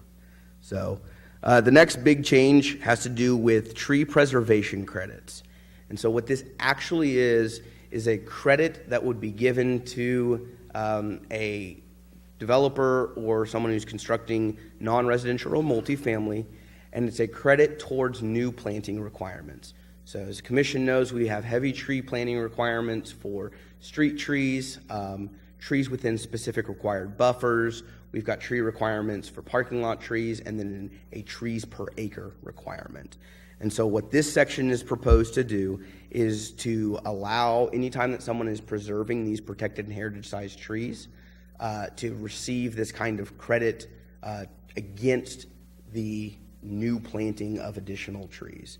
And so the way it would work is if the protected or heritage tree lies within a required buffer, then they would receive credit against additional trees for that buffer based on a 1-to-1 or 3-to-1 ratio.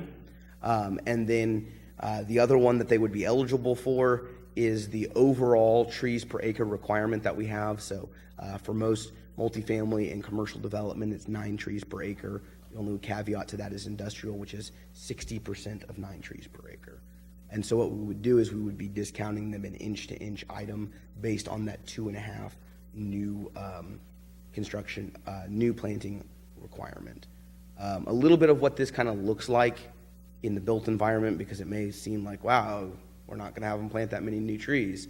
They still will be required to plant quite a few new trees.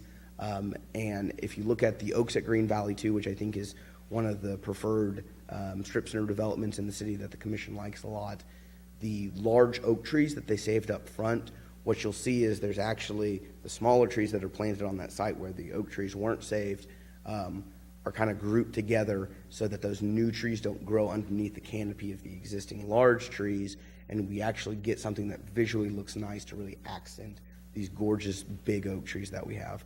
Because the last thing we want, and I know Mr. Bros made a comment to me about this before, is putting too many trees around existing other trees, and as they start to grow in over several years, we get this very crowded feeling, and ultimately some of those will have to be culled out. So this is really, let's plant them, let's leave them concept. So that's the tree preservation credit. I'm kind of looking for some nods of, seems like a route that interested in going. I'll probably flesh a little bit of the language out a little bit better on this, because this is an important section that staff wants to make sure it's very clear and easy to understand so that we can enforce it and it's very easy for us to enforce. So again, left a lot of the things, just kind of tweak some of the language through that. Didn't touch. Before you move on, Bryce, down there, item G, the tree survey request. Yes. Where now you're requiring total caliper inches and all that, but I thought earlier you were talking about a site like where it's so tree covered that.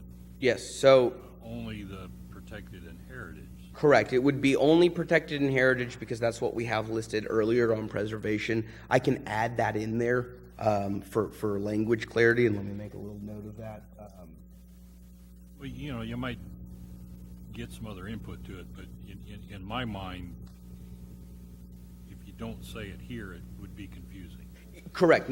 I agree with you. I looked at that as an oversight. I think I need to maintain that same consistency of saying protected class and heritage class, and then probably even include further that we want to see both the mitigatable as well as the exempt trees on this one. And so it does go through these items. This is a normal development portion that we receive with both final plats and site plans. Sometimes we get them in with plan development districts as well.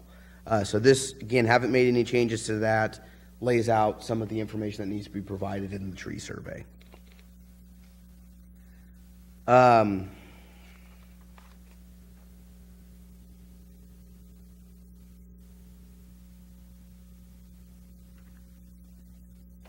The next one that I've got in here is the tree removal permit.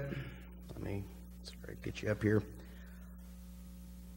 So what we've done here is we still have that there is a tree removal permit, and one of the items that you'll see through here is that I've removed some of the criteria for approval because what this is actually is just a compliance permit, and it won't be issued necessarily as a standalone permit, but as a function of other permits. So typically when we look at tree removal, 90% of the time it's pulled at clearing and grading, which is a permit that's required in order to move dirt, obviously clear and grade dirt for commercial, residential, and multifamily. So this would be a function of basically saying you still have to meet these compliance provisions. This is a continuation of the tree survey requirements, as you can see, and again, I'll mirror the same comments that you made, Commissioner Outlaw, about total number of protected and heritage class items, and you'll see a cleaned up version of that next time you see it. So what you'll see is the next portion, I have removed the criteria for tree removal permit. This is an item that came up last meeting with that Mr. Bro brought up that I was not as familiar as I should have been with.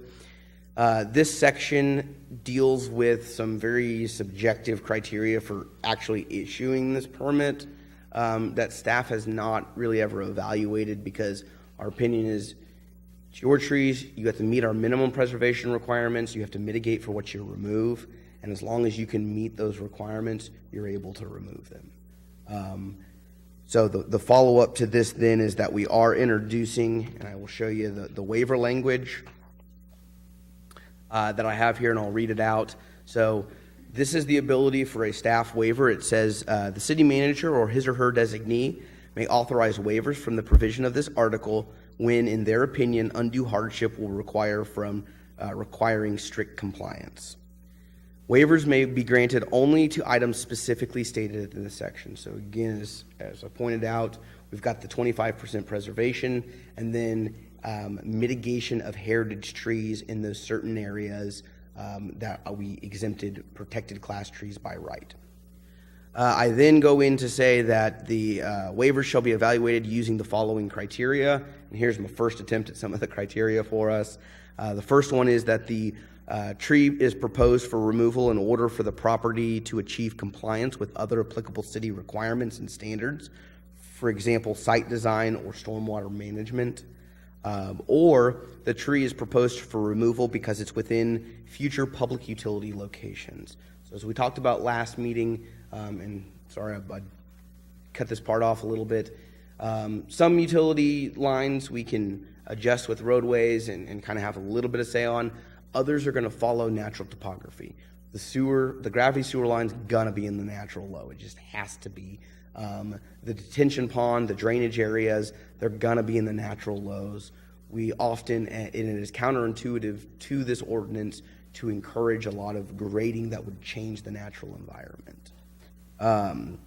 So that portion's in there. The next criteria would be the removal of a tree will not have a significant negative impact on erosion, soil stability, flow of surface waters, or protection of adjacent trees or windbreaks.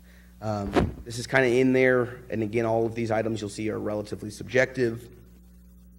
This is in there so that we don't have people wanting to clear cut that we can also use to say, no, you don't get a waiver because you're creating erosion issues, you're doing these other things to remove trees that don't necessarily need to be removed. So we wouldn't issue a waiver. You would have to mitigate for it. We've got in here that the requested waiver does not violate the intent of this section of the UDC, which we go back to the very beginning that talks about how great trees are and all of the things that they do for the environment in the city, from control of climate to oxygenation and aesthetic appearance. I then go into that a strict interpretation of the provisions of this section would deprive the applicant of rights commonly enjoyed by other nearby properties in the same zoning district or with the same land use that would comply with these provisions. So the idea behind that is that we want to be fair. There are certain times, in the case of Dr. Bamwell's property, where she's got a existing drainage feature that other people on 35 don't have. It's a unique feature of that property. That would be one of those things that we would look at in this and say, strict compliance to say, you've got to pay to remove these, even though you can't make your drainage work without removing them.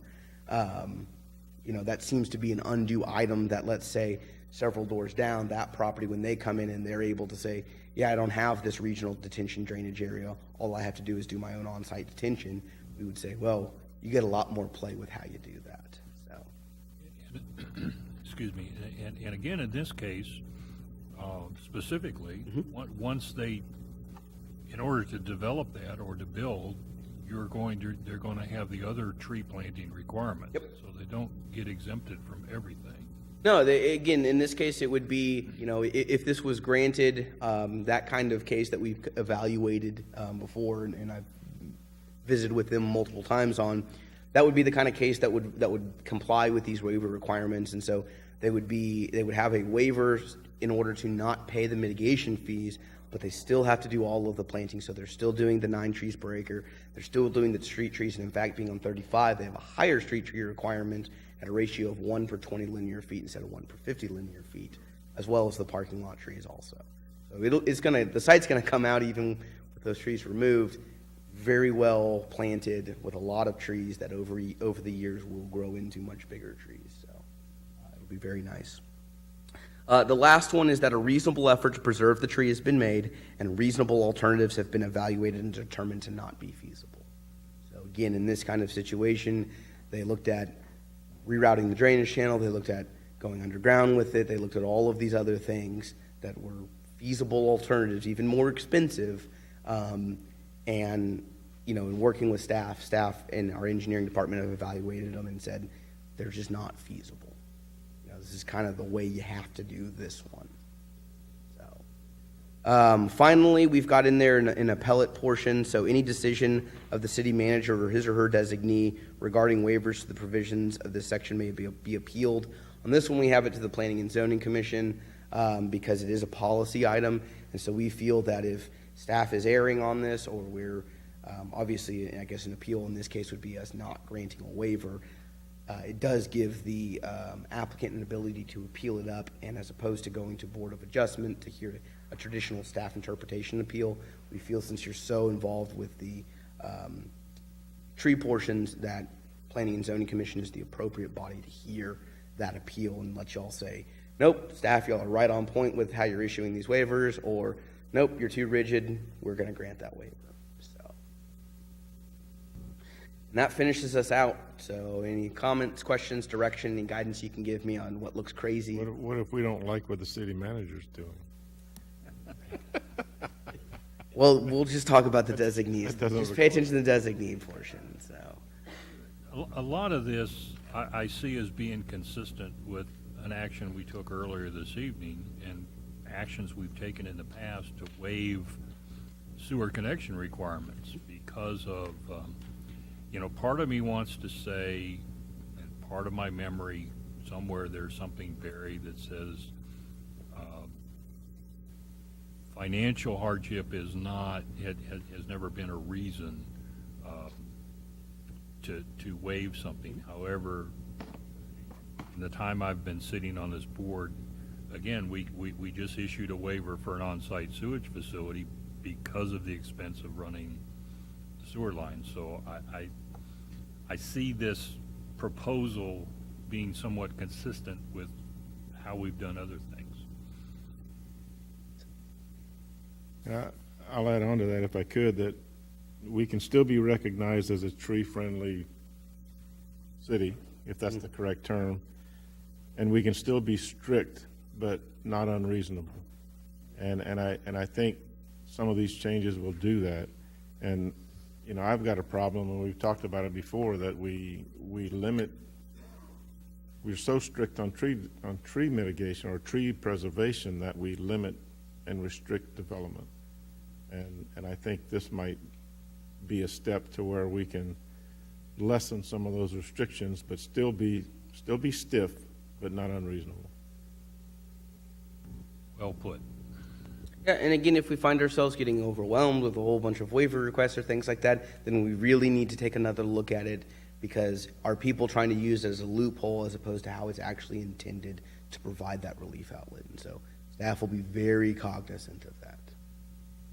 I guess just a question just to throw out and to talk about is, as a commission and with the staff, is there at some point where we would say, you know what, this is a pretty big item. Do we want to go ahead and give this to P&Z, or do we want, say, ultimately it comes down to dollars. If the value of what we're trying to get a waiver on exceeds a certain amount, that we would go ahead and take that to planning and zoning just to have different eyes on it and to make sure that we're doing the right thing. Yeah.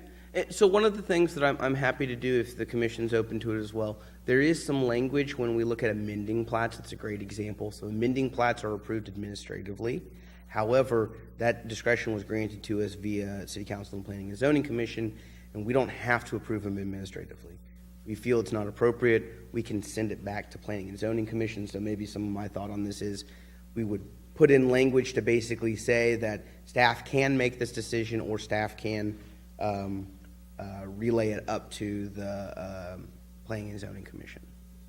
A thought, if I may, on that, because I think, as we've talked about a little bit, this is a real paradigm shift for our community in terms of where we were a number of years ago. And again, I think where we were a number of years ago made sense in terms of what we had in terms of staff and things like that. But I think, we've seen that a bit with TSAC. As we've gotten expertise on staff, we're able to rely on that and defer to that a bit. And I think having additional staff and staff with the background in planning allows us to sort of look to them and their professional opinion on some of these things.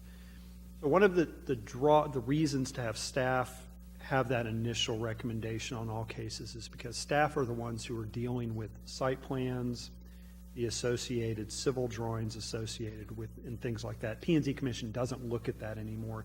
And so to some degree, what I would argue is it puts staff in a bit better of a situation to make this evaluation in light of all the cases that we see coming before you. So that would be my recommendation, whether it's a big waiver or a small waiver. But the other thing I'll have to say, if you go this route with staff, is you have to understand that staff's going to make a recommendation that they think is appropriate based on this criteria. And there will come a day where y'all look and go, what were you thinking? I disagree with you. And to some degree, that has to be okay. It has to be acknowledged that I'm not going to agree with staff. Now, again, if we're getting off, you may want to come back and revisit the ordinance and the code. But you can't have staff afraid to get their head lopped off because somebody out there won't agree. Because in all likelihood, there are going to be people who disagree, the neighbor who doesn't want the development to happen or whatever. And so my recommendation would be to defer to staff, let them make the call, If based on the criteria, staff isn't comfortable approving it, not sure it meets it, then that appeal can come to the commission and you guys can have that double check. But that would be my initial reaction, not the way you have to do it, but I think staff's maybe a little better positioned because we're used to seeing the drainage plans, the civil plans, the the sewer plans, things like that, and have maybe a greater understanding of what options are out there as opposed to give it to you guys that y'all haven't seen that stuff and are kind of left to go, not sure what to do. My thought. And that's reasonable. I don't see any reason to go against that.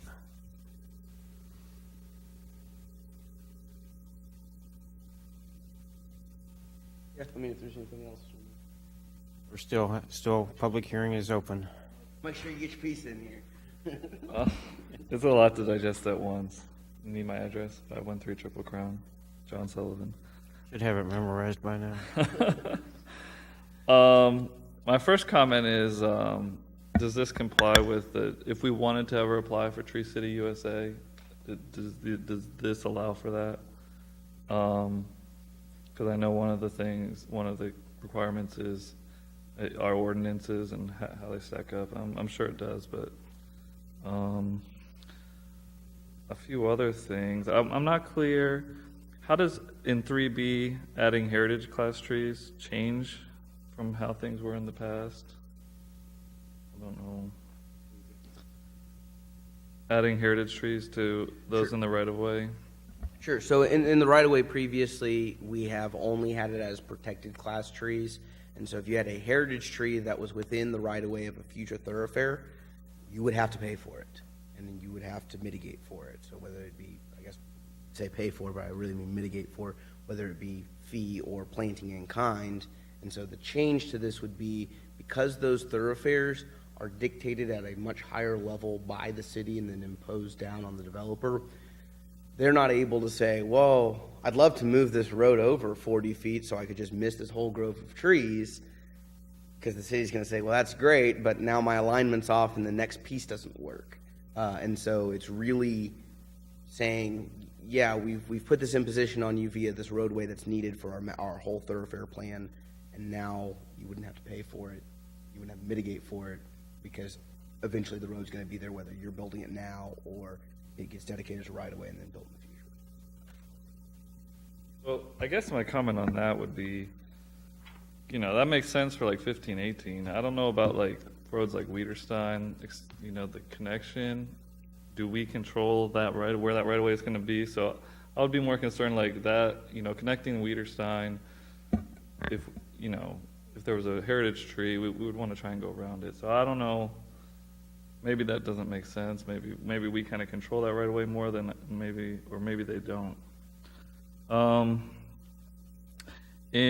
was actually surprised in 3F that I didn't know ash juniper was undesirable. I mean, in my neighborhood, I'm kind of glad that we have some really beautiful ash juniper trees.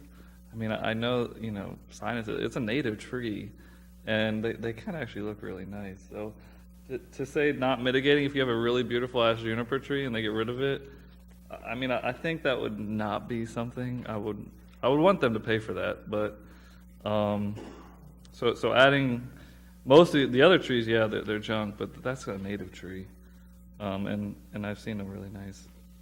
Other than that, I thought in the waiver.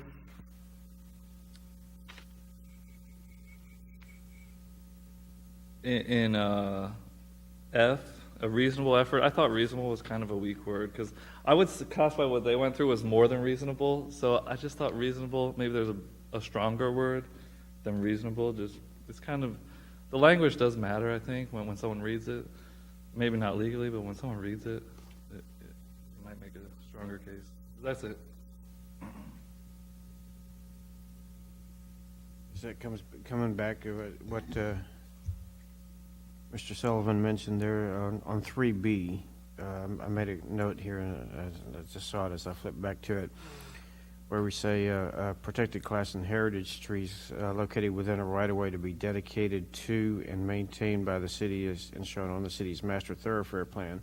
And you mentioned that this is going to be for collector and arterial roads. So why don't we specify that? Only because our roadway classifications change over time. Sometimes it's called collector, sometimes it's called secondary arterial, rural arterial, primary arterial. But by nature of the master thoroughfare plan, it only designates collector class and above streets. Okay. So I don't want to put it in there and then have to change it again in the future when I feel that the master thoroughfare plan probably covers all that. Good answer. You didn't sleep in that class. Right, and that's because your typical interior roads don't show on the master thoroughfare. Correct. They'll be like grayscaled on there, but they're not identified roads. So. And then obviously the ones that are already built, as we saw tonight, Schertz Parkway is already built. I think maybe the tail of it may be on there, but things like that we're not getting those expansions, you obviously this wouldn't come into play for things like that. And then touching back on 3A, the protected class trees located within the area for proposed on-site sewage facility, a waiver to mitigation for heritage class trees may be requested. Yep. The way I'm looking at it initially, thinking of this as we have all these requests for septic systems, they required to be half-acre or larger lots. Yes. My feeling is that we can have them locate that tank somewhere else. And I would say in most cases, that's probably the case. I left that in there because it's one of those don't know. Just because I can't think about it as great as I think I am, and as awesome as I think I am, and Lisa will laugh about that one. I don't know what else, I don't know what kind of conditions exist that may be out there, but one of the things that we would go through on this would be to say, oh, you want this waiver to not pay for these trees that are in your septic field, why don't you just move your septic field over here? Well, I want to put my garden there. It's not a reasonable request. My answer is, you don't meet the criteria for the waiver, you got to pay for them.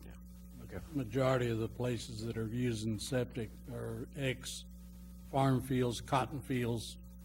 They have no trees to start with.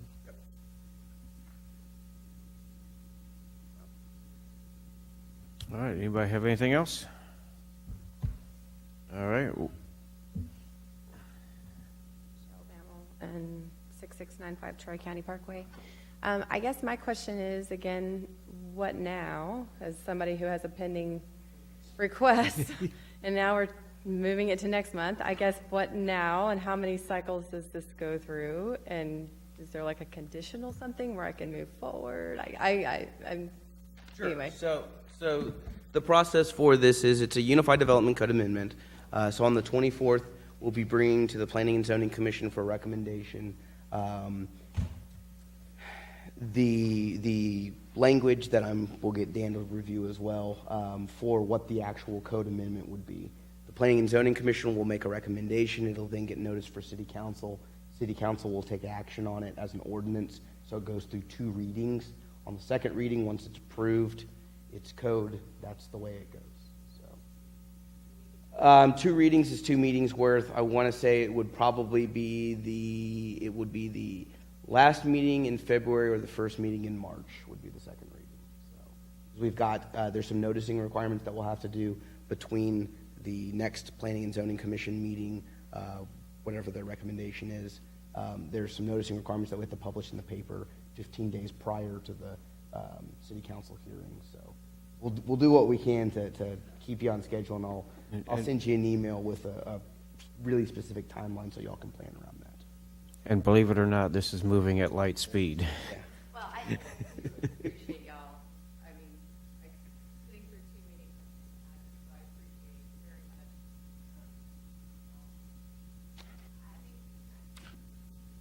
much. As I'm going through this, as a civilian who doesn't do this all the time, I thought, I'm kind of glad that this is happening, because somewhere somebody else is having other problems. I can't be the only person that this ever happens to. And I was telling my dad, I was like, it's mind-boggling that there's no provision for any kind of consideration. There exists none. And I just think, I'm like, not that I really want to be a pioneer at this point at this topic in my life, but I think I live here too. I don't want trees to be mow down. I care, but there has to be some provision for it. So I'm grateful that the city is open-minded and trying to preserve it and going back and forth. But I do appreciate also the concept of maybe being willing to be fluid and be willing to vote on things in the future if they need to be changed, because right now this is a poor builder and everybody is just kind of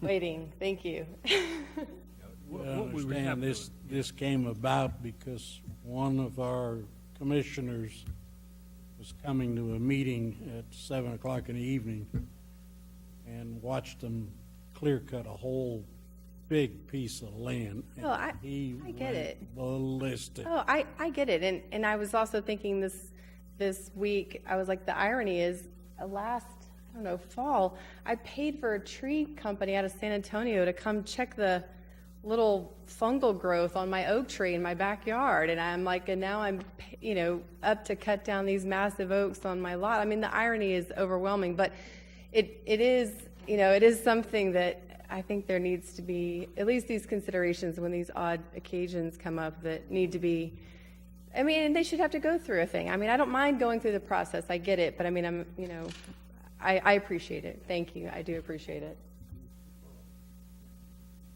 We just have to approach these things very cautiously because the precedent will, once you do it for one, and so you have to have the mechanism in place that that we as a group can quantify or can justify why we approve this one and not this one.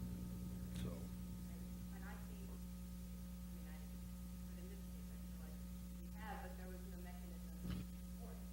And I agree, and it's been my feeling for a long time, even as an employee of the city, that sometimes we're too rigid, that it's an all or nothing, and there's, if you've ever got some time, I'll be more than happy to share some stories with you. But, so it's encouraging that I think and Mr. James called it a paradigm shift, and I think we're headed in the right direction.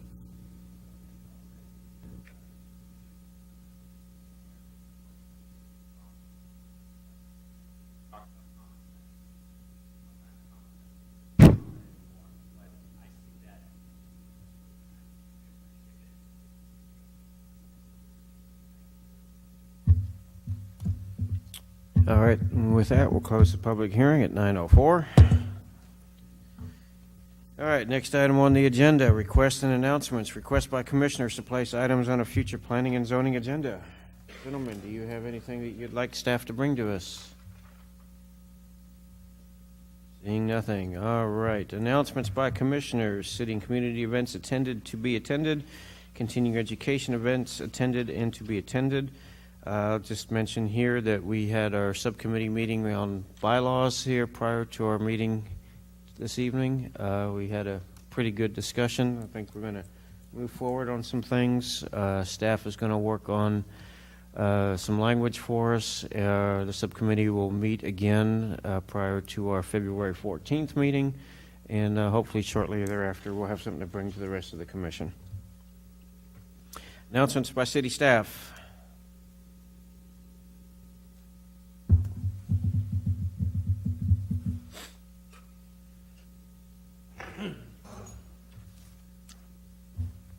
Okay, so we have one new site plan to talk about tonight.